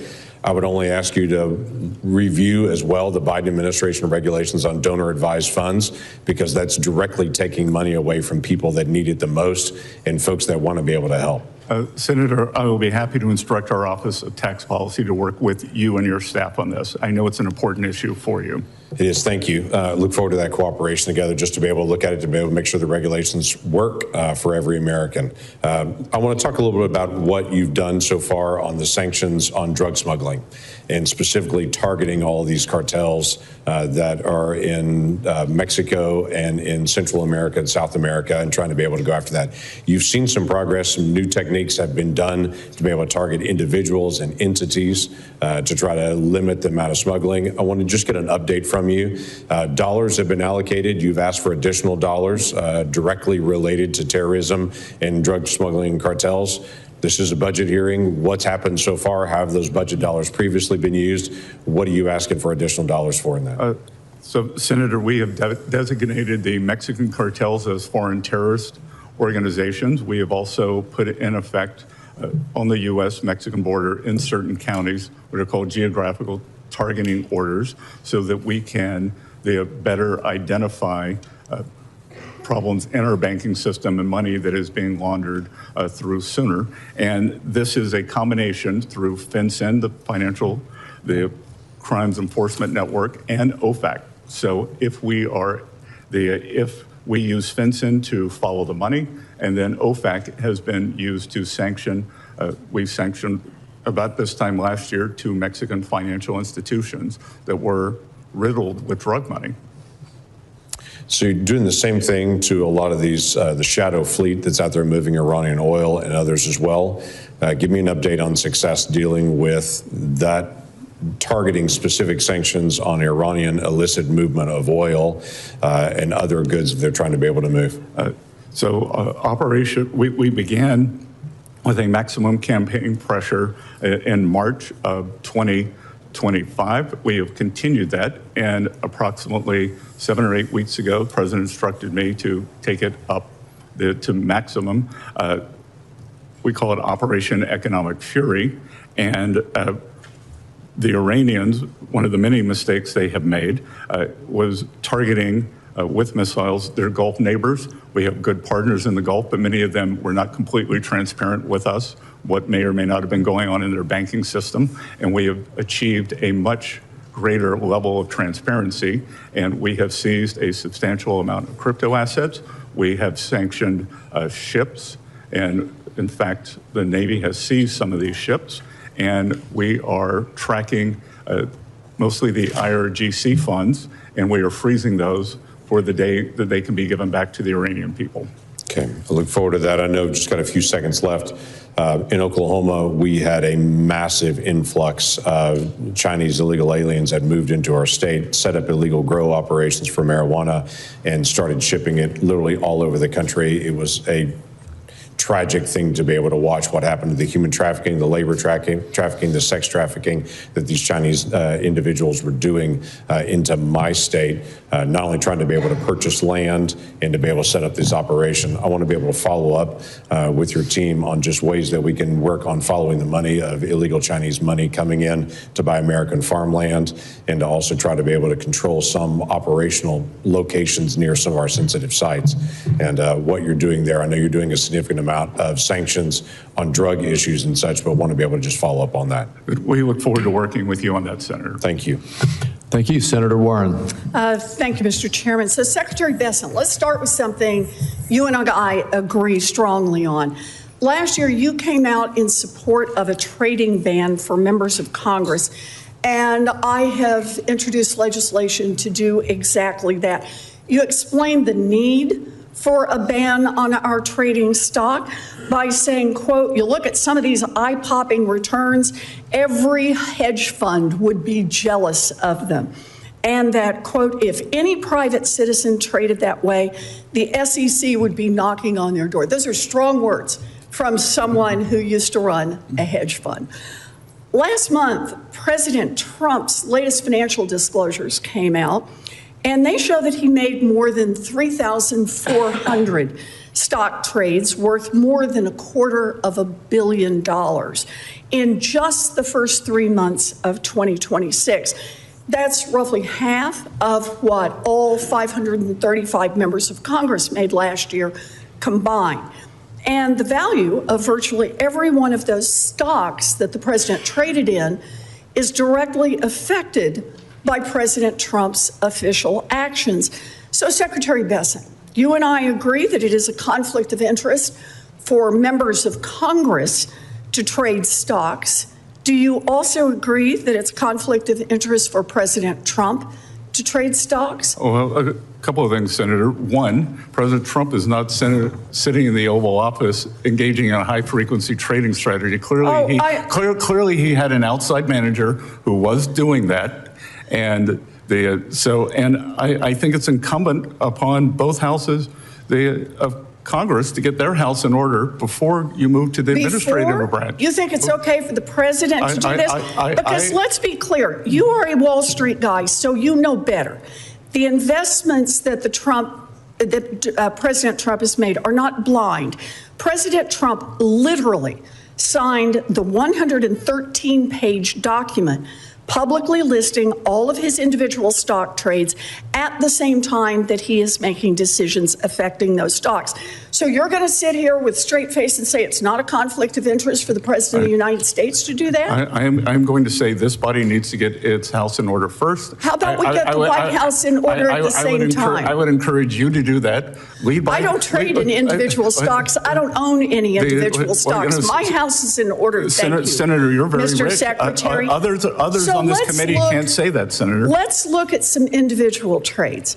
On January 6th, Donald Trump purchased up to $1 million worth of NVIDIA stock. 1 week later, his administration changed U.S. policy and loosened the rules on export controls so that NVIDIA could sell its chips to China. Now the price of NVIDIA stock is through the roof. So Secretary Bessent, you said last year, if any private citizen traded the way members of Congress do, quote, the SEC would be knocking on their door. So my question is, should the SEC be knocking on President Trump's door to start an investigation over this trade? Again, if this body wants to ban individual stock trading, which I would advocate for yourselves, start there. And if you want legislative action to continue, that's your prerogative. So it's our prerogative. So you would support our saying that President Trump should be investigated over this? I would support our would trade support, should be investigated and President Trump should be investigated. I would support you getting your house in order, Senator. And how about the White House getting its house in order? Again, would you support that investigation? Please lead by example. I would like to see the President of the United States lead by example. You say there should be an investigation when that kind of activity takes place. How about we start with the White House? Well, Let's you do create one statute. more. The President Trump bought tens of thousands of dollars worth of stock in Robinhood and the Bank of New York Mellon Corporation, known as BNY. On April 6th, your Treasury Department announced it had chosen the financial agent to implement the new Trump accounts program, BNY and its partner, Robinhood. Both stocks, of course, have risen since then. So, Secretary Bessent, let me ask you a different question. If these stock purchases that Trump made were made using inside information, would that be illegal? Again, I'm not a lawyer. I'm not going to speak to that. And I think... Would it be worth investigating? You don't have to be a lawyer. You're the one who said what should be investigated. Why don't we investigate many people in this committee, Senator? Many people. And you don't think the White House should have to follow the same set of rules that are already the law? I think you should get your house in order here. My house is in order. Thank you, Mr. Secretary. And you should have your fellow committee members, mostly on your side of the aisle, do the same. We need stronger anti-corruption rules and conflict of interest rules in Washington for everyone. And that includes the president and it includes Congress. And instead of draining the swamp, what Donald Trump is doing is he is enriching himself by taking advantage of his position. That is not public service. He's the one who should lead by example. Senator Barrasso. Thanks, Mr. Well, talking about draining the swamp, look, I appreciate what you're doing, Mr. Secretary, because you inherited a very troubling record of misconduct in terms of the IRS politicization, and you moved quickly. You championed the efforts to turn that around. We saw under the Obama administration, the IRS spent years systematically targeting conservative nonprofit groups, Tea Party groups, faith-based organizations, Christians, conservatives. The Biden administration and their IRS continued that same pattern. I think a recent Department of Justice report noted the Biden IRS investigated churches based on what their pastors preached. We can go on and on about the Bible teachings that were typically affiliated with Republican Party. Those were being attacked by previous administrations. So this wasn't, to me, tax administration. This was government intimidation. The American people aren't standing for it. Can you tell us what the Treasury Department has done to ensure that something like this, that these targeting by the previous administration and the Obama administration as well, that these persecutions are going to stop? Senator, thank you for the question. We are working to ensure that this will never happen again. Never happen again. It was an egregious example by the Biden administration, by the Biden Justice Department, by the Biden IRS, and back to other IRS, the Obama IRS. There was a famous case with that. And we have made it clear that 6103, which is taxpayer privacy, must be adhered to. I want to talk about the tax cuts we were able to pass last year, and you were so helpful in our efforts to get the Working Families Tax Cuts bill passed. We see now with the tax returns this year, over 60 million Americans have claimed at least one of these Republican new tax cuts, neither no tax on tips, no tax on overtime, the senior deduction, refunds are up, paychecks are bigger. I think it's important for families to know all of the things that are in this legislation. You and I have talked about it, but I continue to travel as do other members around our home states, and some people aren't aware of many of the things that are advantaged here. How is the Treasury Department ensuring that families across the country can access everything that this law has to offer them? I've traveled across the country, as have many people on my staff. We push out to members on both sides the benefits and the breadth and depth of the tax bill, which was passed July 4th. And we're on what I would call a carousel of pushing out the most important parts of the tax bill. For instance, on the school choice, we are working actively with states, red states and blue states, to make sure that dollars can go into those states, either for public, private, or additional tutoring. I want to ask about an issue of retirement security, because about 50 million Americans have no access to a workplace retirement plan. And in Wyoming, that's about 65,000 independent truckers, contractors, ranchers, other self-employed individuals, as we see all across the country. President Trump recently signed an executive order to try to change that, and it directs you and the Treasury to provide workers with access to low-cost retirement plans with matching federal contributions. Under your leadership, Treasury is working on legislative recommendations to build on this framework to help these individuals. What's your vision for helping closing that retirement coverage gap? We think that these IRAs for independent workers are very important. We are working to finish our guidance on the Trump accounts to get those up and running July 4th. Then we will be all hands on deck for this. And as you've said, we can see that the anxiety level for Americans in terms of retirement that has never been higher. Social Security is the building blocks for that, and we are working to supplement that. And then a final question, and it's continuing the economic pressure on Iran. The president talks about maximum pressure. How does your budget help ensure that Treasury has the tools that you need to keep that economic pressure? We have a dedicated staff that has done a fantastic job of outlining the black market and the flow of the oil and energy around the globe. We have frozen assets, we are holding those, and we have severely disrupted the Iranian economy and the Iranian war machine. We think that inflation may be over 200%. Their currency has collapsed. We believe that more than 50% of the Army is not getting paid, and that police are not reporting to the police station. Thank you, Mr. Chairman. Thank you. Senator Lujan. Thank you, Mr. Chairman. Secretary Bessent, should Americans who illegally evade their taxes be investigated and prosecuted? Yes. Secretary Bessent, should people and organizations facilitating money laundering for Iran, North Korea, or Hamas be prosecuted? Yes. What about laundering money for Mexican drug cartels? Yes. Should a person who traded and profited on insider information be prosecuted? According to the law, they should. Appreciate that. Mr. Secretary, as a result of President Trump's $10 billion lawsuit, the Department of Justice, on behalf of your department, settled with President Trump by creating a $1.776 billion slush fund to pay for his supporters and criminals. Were you either directly or through your staff asked to sign the original agreement?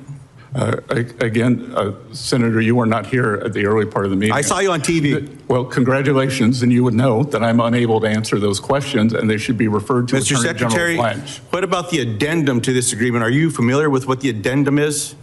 I'm not sure what you're referring to. Are you familiar with this giveaway from the IRS that says President Trump and anyone that knows him or does business with him or part of a business, they get off scot-free? Are you aware of this? Again, I refer you to Attorney General Blanche. Are you Attorney General Blanche's client? The IRS and Treasury are a client of the Department of Justice. So is that a nice way of saying yes? You're a client, he's your lawyer. He represents... You're the secretary, are you the Secretary of Treasury? Yes is the answer. The Department of Justice... Scott Bessent, let me ask you this question, sir. Are you the Secretary? In my personal capacity, Tom Blanche is not my attorney. Correct, sir. Are you, sir, for the Mr. U.S. Secretary, Treasury... Scott, let me ask it this way. Scott, are you the Secretary of Treasury for the United States government? Yes. Appreciate that. The Department of Justice represents the IRS and the Department of Treasury in this lawsuit, correct? Correct.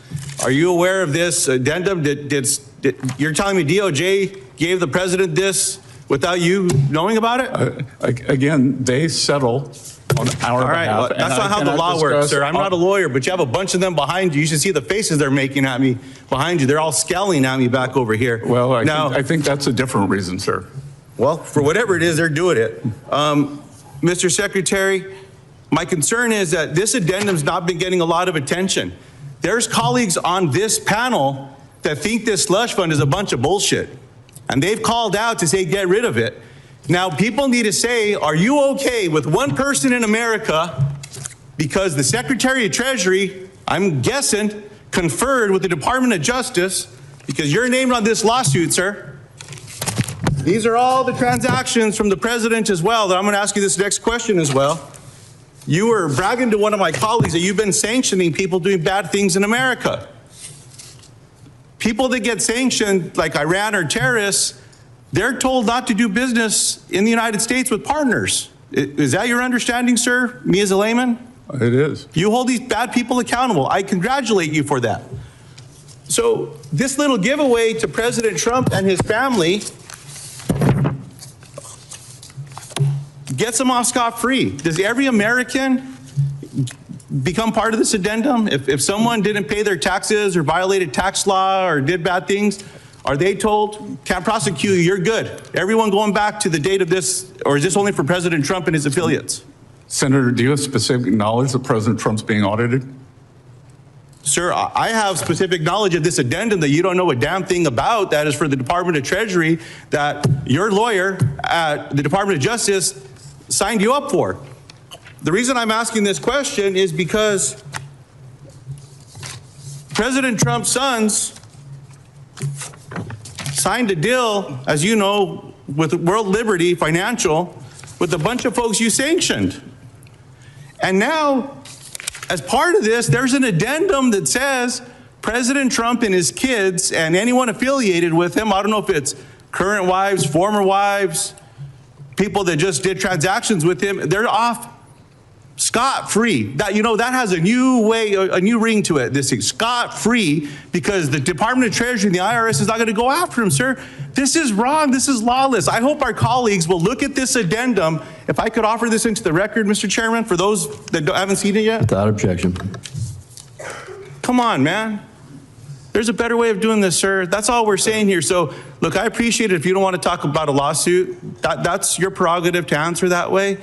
But to say that you as a client, as Secretary of the U.S. Treasury, does not know what the Department of Justice is giving away to people, come on, man. That's just not on the up and up, sir. I hope we can do better. You don't understand the way the protocol works, and we receive advice and accept their settlements. You're telling me as the Secretary of U.S. Treasury, you don't know that the President of the United States, who I think you work for, got a sweetheart deal from the Department of Justice, who's your lawyer. I do know. You're in line for the presidency, Scott. I do know that the President of the United States and 400, many of his employees had the largest tax leak in history. And I know. Here's his filing, sir, of all the insider trading. Right here. Do you want to apologize on behalf of the American government? Scott, you should apologize to the American people for fleecing them and giving this away to Donald Trump, man. That's what you should do. We can agree to disagree. Senator Warnock. Thanks. That we'll agree on. Thank you, Brother Chairman. Last month, I asked the President's nominee to lead the Federal Reserve what I thought was a simple question, but he tried to dodge it. His answer was cute. I'm not sure the American people who are struggling were laughing. So I'll ask you the same question to see if I can get a clearer answer. President Trump has said that his grade of the economy, his words, is a quote, plus, plus, plus, plus, plus. He said this before he sent energy and gas prices soaring with this illegal war in Iran, a war that's costing taxpayers billions of dollars, $1 billion or more per day, turbocharging inflation. So I'll ask the Secretary of the Treasury the same question. Given all of the challenges facing ordinary Americans, our political differences aside, what grade would you give the U.S. economy right now? Which challenges other than temporarily elevated prices would you identify, Senator? I'm asking you, what grade would you give the economy? I think we have the makings of one of the strongest economies in history. We've had 2.6% growth. And core inflation had dropped. Food inflation since President Trump began, as much as you all they want to disagree. I got it. It's 2.5%. So you agree with the president? You would give the economy a plus. I think we have all from where you sit. I think we have all the makings for a very strong economy. I think that we have temporary elevated prices that will come back down. I got it. So you're telling Americans it's not so bad. Americans give the Trump economy a failing grade. You and I can disagree, but this is not about us. They give the economy a failing grade because they can't afford anything. Folks back at home at Georgia, whom I represent, are struggling. Let me finish. To just make their lives work. And they know President Trump's Iran war and the tariff taxes are only making things worse. Talk to farmers in Georgia, they'll tell you that. But I'm not so sure folks fully grasp the long-term crisis that's also brewing for our children and our grandchildren. Wars do not pay for themselves. And this year, under the Trump administration's economic policies, the $31 trillion national debt exceeded GDP for basically the first time since World War II. Think about that. Now, to be fair, debt did exceed GDP during the COVID-19 pandemic, but that was only briefly, as GDP crashed as a result of a once-in-a-century pandemic. The big ugly bill alone will add nearly $5 trillion to the national debt, something that I do care about. And I think it matters. I think it's interesting that Republicans talk about it when Democrats are in charge. But I haven't heard much discussion about the national debt lately. According to our nonpartisan scorekeepers in the Congressional Budget Office, it will add $5 trillion to the national debt. Do you still think that driving deeper into debt to extend billionaire tax cuts were a good investment? Sir, that 90% of the filers who availed themselves on President Trump's signature policies make below $100,000. And if you want to know who is responsible for the American people, you all torched them during the Biden administration. I'm not sure if you were part of that. But we had 21.5%. Look, Joe Biden has been out of office 2 years, and the fact that you all keep talking about it tells you everything. Sir, I'm asking you a basic question.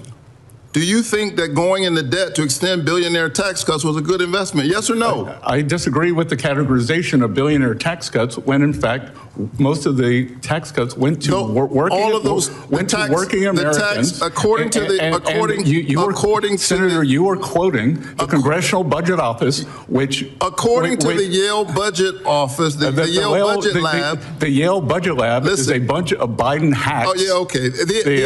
Well, you should talk to the people in Georgia. They will tell you, sir, that whatever tax relief you think you gave them was more than taken up by these tariffs.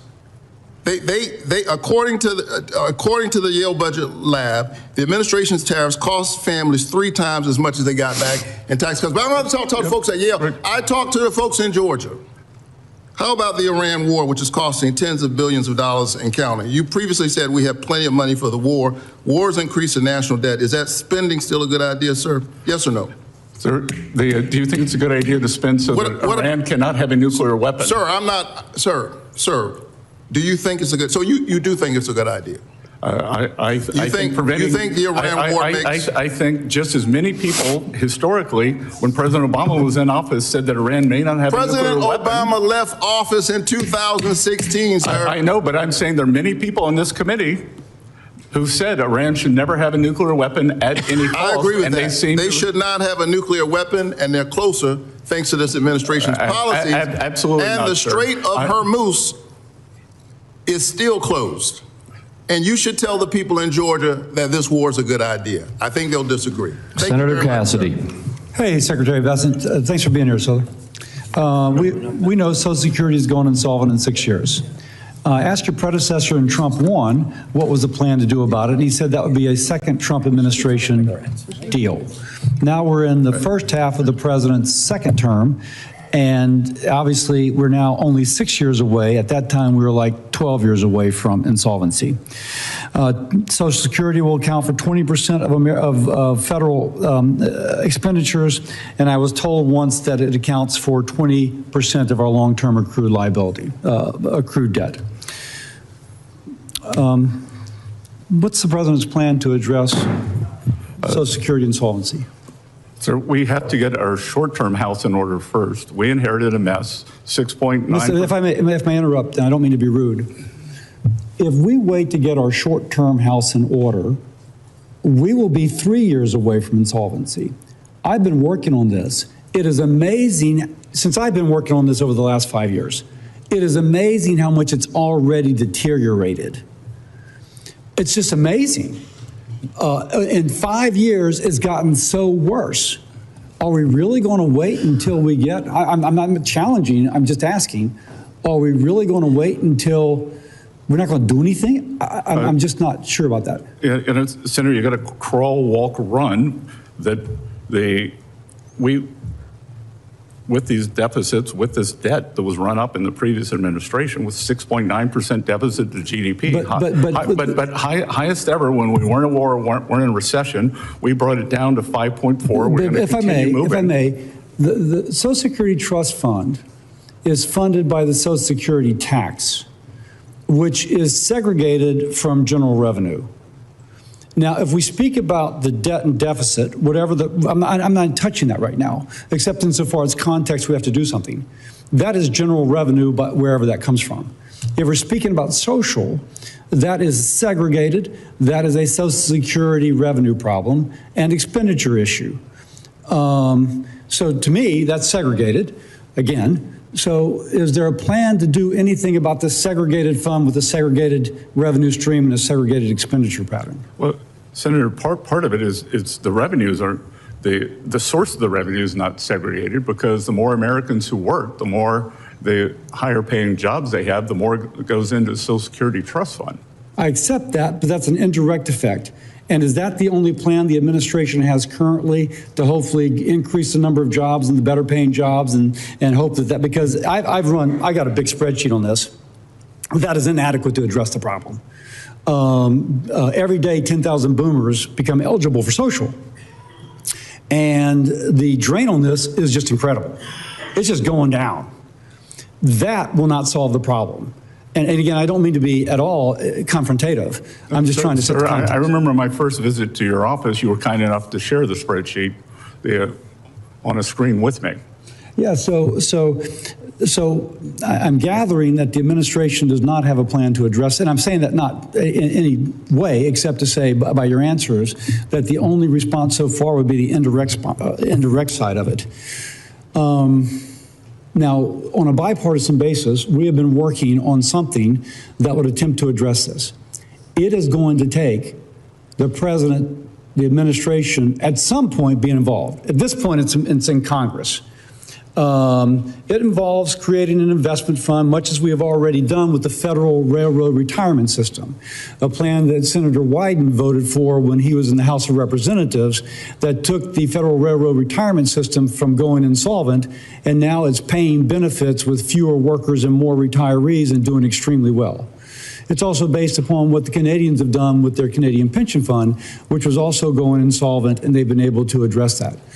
Can you, knowing that you'd have to vet it, but would the administration conceptually be okay working with Congress to find a solution such as this?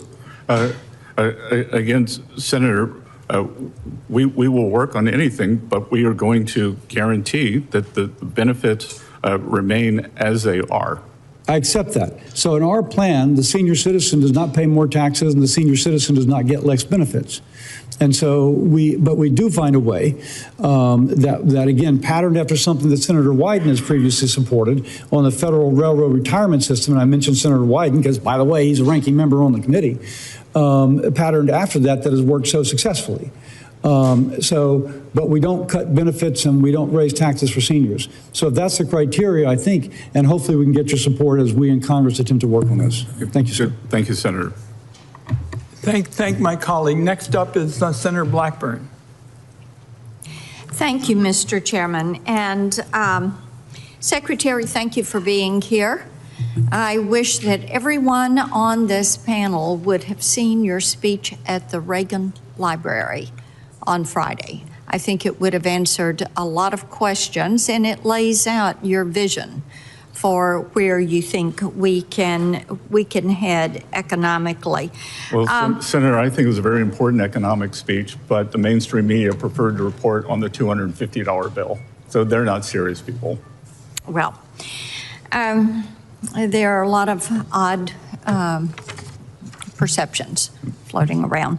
I want to talk a little bit about the working families tax cuts, because that is something we have all heard from the people we represent. I've heard from so many Tennesseans about this, and getting those bigger returns, having lower tax bills, that is something that has made a difference.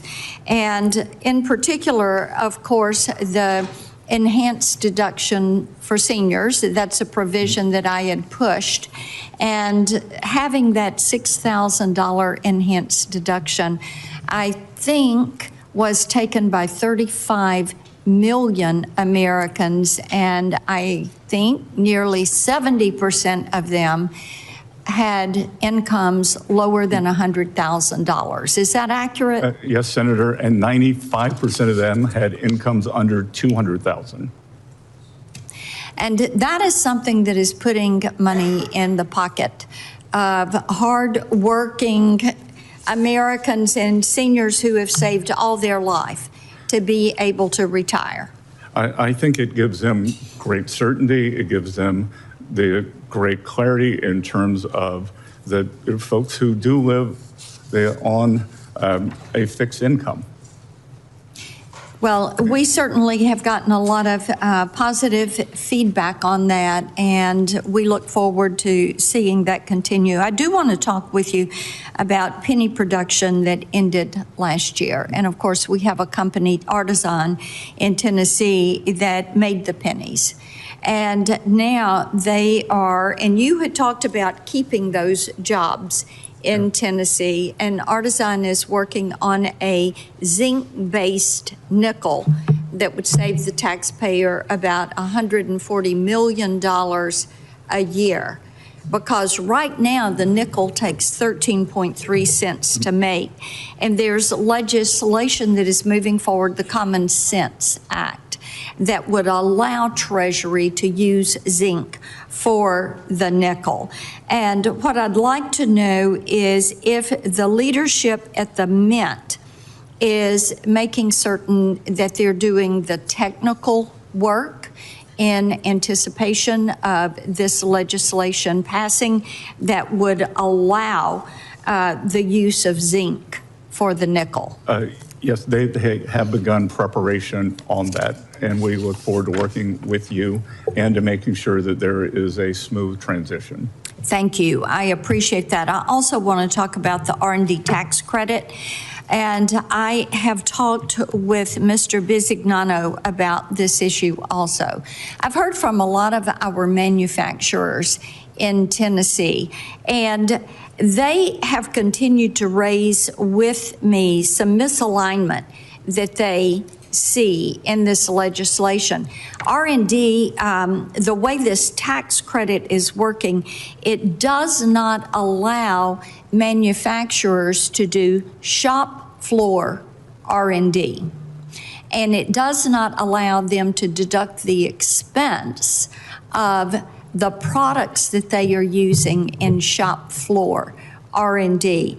And we know that China is incenting R&D, and we have a lot of manufacturers and people that are trying to bring business back, and they're doing this R&D work in their plants.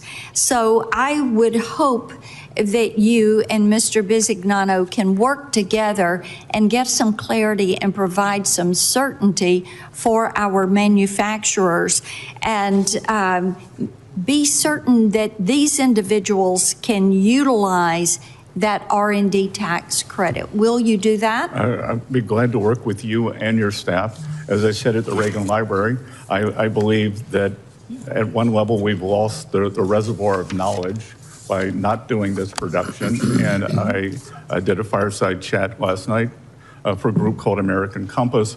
And I said the same thing, that somehow we separated R&D from the learning that goes on the factory floor. And I think that is a big mistake, because so much happens during the process in terms of innovation. Thank you for that, and I appreciate your attention to it. I'm going to submit for the record one question to you on partnership audits that needs some further attention. Thank you for being with us. Good to see you. Thank you, Senator Blackburn. Senator Welch. Thank you very much. Mr. Secretary, I heard your comments earlier when I was watching, and I support opportunity zones. They've been helpful to Vermont. But number two, I want to talk about what I think is a looming crisis that gets far too little attention in this Congress, and that's the national debt. And I know you're familiar with this, and I'm just going to show the chart for others. The projection of the debt, first of all, January of 2025, it was 36.2 trillion. It's now 39.2 trillion. And as you can see in this chart, the trajectory of this debt is just going up and up and up. And the CBO right now says that debt held by the public is 99% of the gross domestic product, is scheduled to go up by 2030 to 20%. And we're now paying interest, as you know, probably better than anybody, of $970 billion. So taxpayer revenues are going $970 billion to debt that exceeds our military budget. And obviously means that we can't spend it on other things that folks in Mr. Crapo's district and folks in my district need.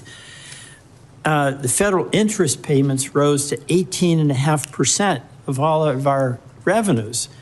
And the CBO says that's going to go up to 25.8% by 2036.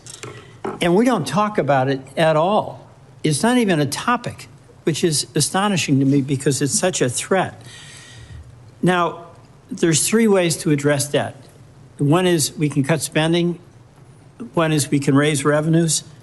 And I don't want to talk about those two today, but there's one other where there, I think, should be consensus, and that is we can collect the revenues that taxpayers owe. And that's why I want to talk to you a little bit about the staffing cuts that I understand have taken place at the IRS, which has reduced their capacity to collect revenues that are owed by taxpayers. In fiscal year 2027, the IRS enforcement funding was cut by 18%, 28%, or pardon me, 2,800 staff positions were reduced. And that's in addition to 26% of revenue agents lost in 2025. And I've got a revenue chart here this was prepared by the Peterson Foundation, and I find them to be extremely credible on debt issues. I don't know if you share my high opinion of not anymore. Well, I think they've lost their way. Well, all right. We will disagree on that. Okay. I find them to be an extremely credible source. But what this chart shows is that as we increase the cutting of revenue agents, the loss of owed revenue. This is owed revenue. We're not talking about increasing anybody's taxes. You're talking about the tax gap. That's right. The tax gap is going to be $1.8 trillion. So the obvious question here is, why are we cutting the people who we need in the IRS to do the audits to collect revenues that are due to the Treasury? Well, Senator, a couple of things. Let's backtrack to your previous chart. The Peterson Institute of CBO projected that we were going to grow at 1.8%.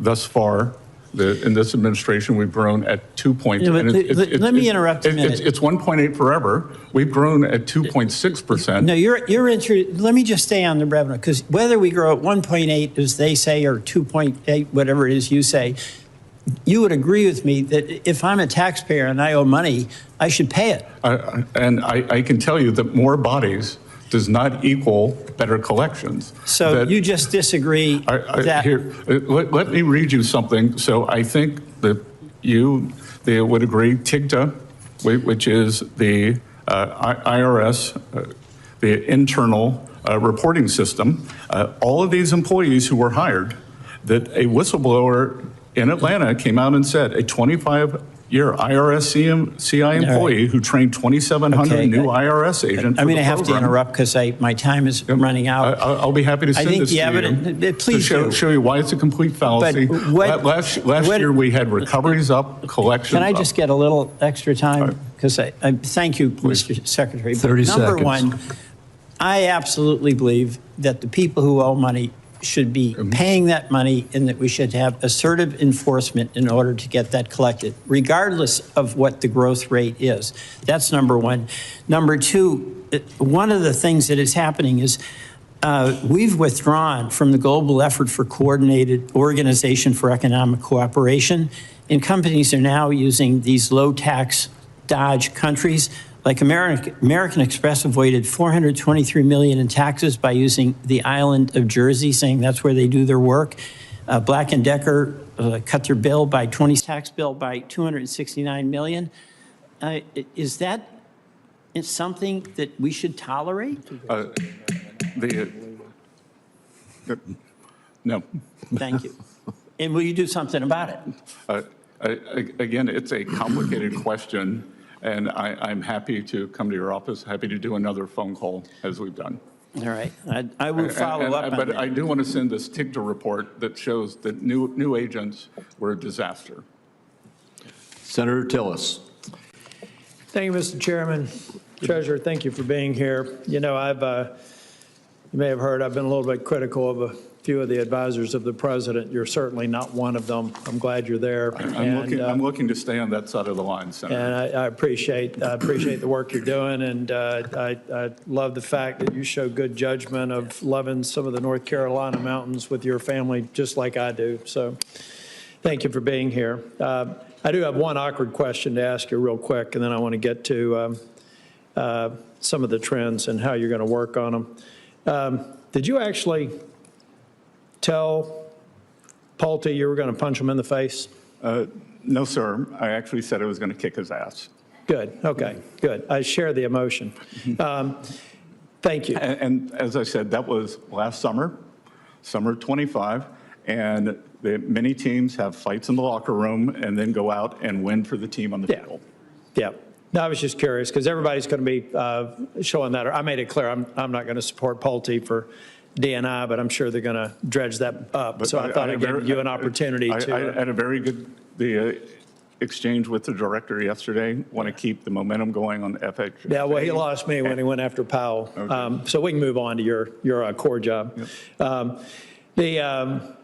I know back in 2028, you were trying to target a 3% deficit to GDP. I think that's a laudable goal. There's a lot of work we have to do, so you can put it back on us for maybe not making progress. But now we're at 30-year yields at a 19-year high, where we are in 10-year yields, and even some of the interest expenses on the 5.3 of GDP.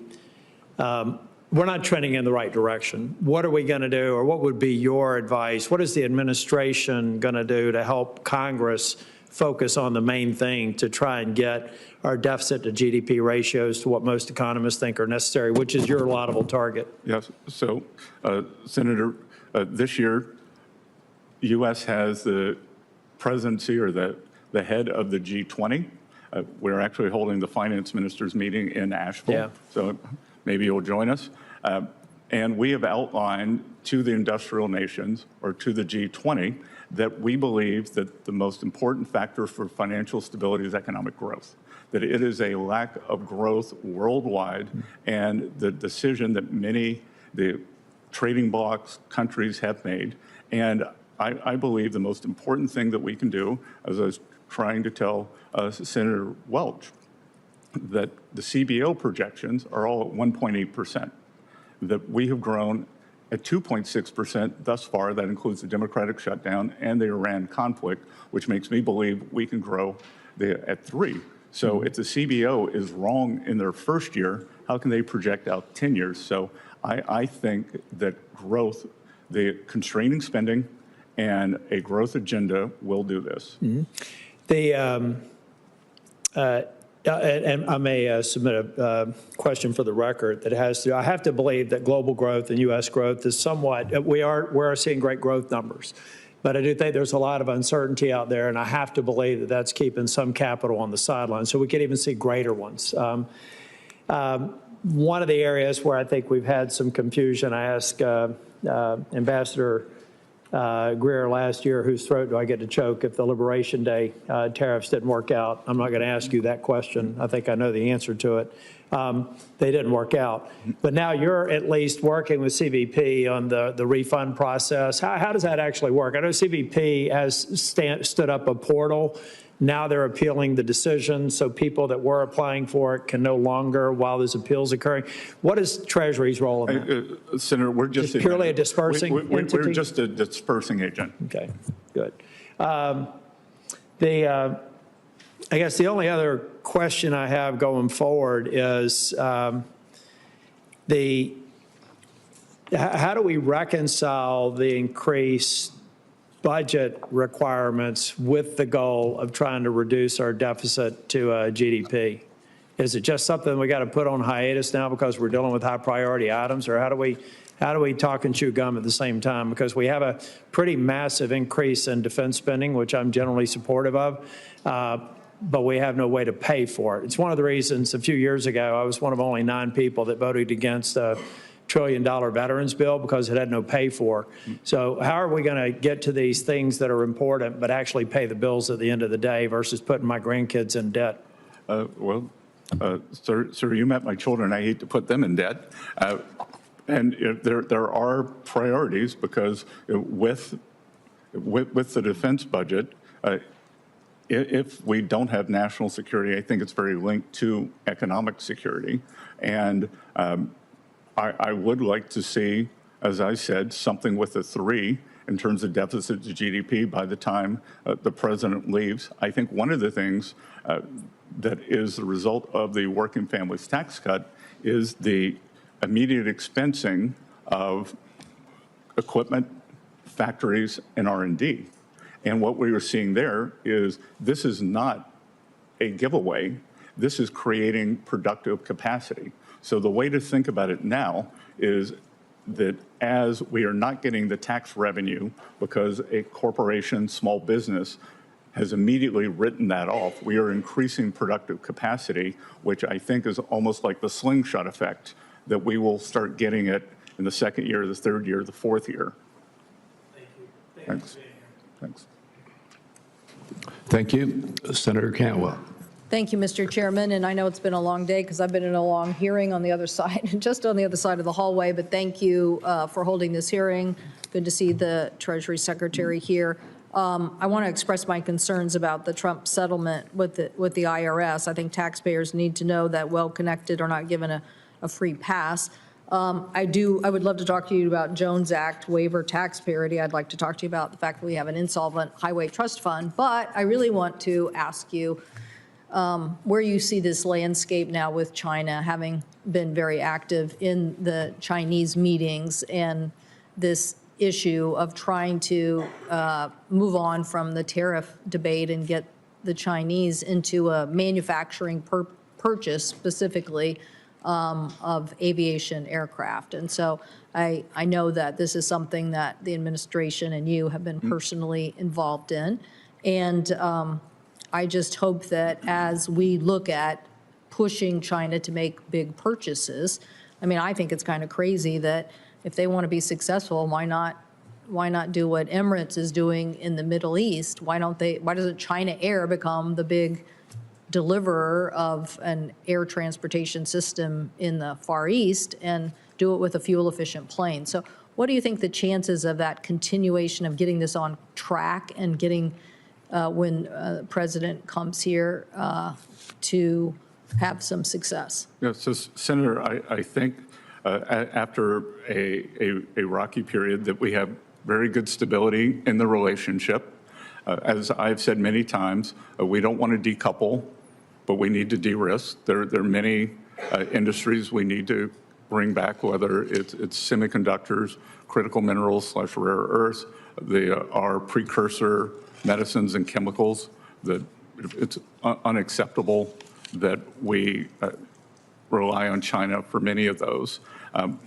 Thus far, we have seen a willingness by the Chinese. They are very interested in the Boeing purchases. They agreed to 200 airplanes during the visit. We will see if they commit to a larger number when Xi Jinping arrives in Washington. And the other thing that we are pushing for is for the Chinese to open their economy, because what has happened, we have this probably the most imbalanced economy in modern history, and it is hurting their households to the benefit of their manufacturing sector. China runs a massive budget deficit, about 10% of GDP. 4% goes to industrial subsidies. And if they move some of that over to the households, which we brought up with Chinese leadership during the visit, then there would be much more demand for not only American industrial products like great Boeing airplanes, but the more American goods. We have formed a board of trade, and we will be looking at non-critical industries or non-critical things that we can trade with each other tariff-free. How will that work? I mean, I'm for the tariff-free part for sure, and particularly, another issue, we have both very high-end manufacturing like aerospace, but we also have a lot of seafood in the Northwest, and China consumes something like 45% of the world's seafood, and I guarantee you that market isn't open wide enough for our products. So how would the Board of Trade help us with that? That's exactly what it's going to do. It's going to say, if we pick a number, 30 billion by 30 billion, what are 30 billion of things, the non-critical industries, non-critical things, fireworks, Halloween costumes, very low-end consumer items that we do not want to reshore, that we want to buy from them, and what are things that they would like to buy from us? The seafood, maybe energy, and then we will both agree to that basket on either side will have no tariffs. Well, I think this is a particularly important market with a long-term relationship. I know the challenges that we face in forcing them to open those markets, but I also think that getting off the tariff debate and into a open ways to get more product flowing to me is a very important thing. So thank you, Mr. Chairman. I see my time has expired, but I do want to again emphasize I really am against the Trump settlement with the IRS, and I know you have oversight over that, so I'm mentioning that to you. Thank you, Mr. Chairman. Thank you. We are informed that Senator Marshall may be back. Senator Wyden has asked for a second 5-minute round, and as the ranking member, I've agreed to that. So, Senator Wyden, why don't you begin, and then if Senator Marshall shows, he'll be the final one. Chairman, I've got one question. I want here, Mr. Secretary, to follow up on your answers about the Booz Allen contracts. Now, you said you didn't know about Trump's lawsuit in advance. So I gather that for you it was a coincidence. You canceled the contracts 3 days before Trump's lawsuit? That would be correct, sir. Okay, and you didn't talk to anybody outside Treasury? I assume that's what you're saying as well? Again, as I said, I had no knowledge. Okay. Mr. Chairman, I'm going to make a brief closing statement with respect to where we are, because I think that this has been a critically important meeting, and what it has showed is that almost all of the big questions with respect to immunity from audits remain unanswered. And my own view is that we're going to keep digging into this. I know that I'm going to. And my own view is that somebody broke the law. Either Mr. Bessent or Frank Bisignano, the CEO of the Internal Revenue Service, were illegally involved in the audit immunity granted to Trump through the addendum. Or if Mr. Bessent continues to claim that Treasury and the IRS were not involved, the audit immunity grant in the addendum is against the law because Acting Attorney General Blanche doesn't have the authority to settle tax disputes that may have not been referred to DOJ. So that's where we are. It's one or the other. And my own view is that as we keep digging, somebody broke the law, and I'm determined to work with my colleagues of both sides of the aisle to get to the bottom of this, because we are wrapping up with virtually all of the big issues with respect to how this immunity, which basically nobody else in America gets, that's the important point, came into being, and we've got to get to the bottom of it and make sure that it's corrected and it doesn't happen again. And I thank you for the extra time. And we've never seen anyone in America, they have their tax returns, the tax returns of all their employees leaked without an apology, Senator. Would you like to apologize today? I was very much at the bottom of saying that it was critically important that enforcement action be taken, and I worked with my colleagues on both sides to move quickly. That's the fact. Yeah, then why did Mr. Littlejohn, why was he only charged in 2 out of 3 potential charges? It was, he got off easy. With that, what we will do is, Senator Marshall, you made it in just under the wire. Senator Wyden has given his closing remarks. I will forego my closing remarks to allow you to give your 5 minutes worth of questioning. Well, thank you, Chairman. That is very kind of you. Secretary Bessent, welcome. I know it's been a long morning, and I know you probably have answered these questions already. One of my favorite quotes from you is, the table is set and it's time for the banquet. And I'm sure you probably could credit somebody else, but back in Kansas, we say the table's set and it's time to eat. I want you to know I've been all over the state of Kansas, and especially manufacturing is growing, that there's new opportunities there. And I think a lot of it is from the Working Family Tax Cuts bill has made that very possible. What I love about your background is you're a business person that's come to Washington, D.C. What are you seeing happening with manufacturing because of that Working Family Tax Cuts bill across the country? Senator, we're having a manufacturing renaissance. We are seeing that we've created about 90,000 new non-residential construction jobs, which would tell you that they have some type of manufacturing facilities. Those, like in my hometown of Charleston, South Carolina, Boeing is expanding their facility by 50%, and those are construction jobs, and then that will become 1,000 high-paying manufacturing jobs, and we're seeing that all over the country. We're all over the country. We are seeing pharmaceutical companies reshore.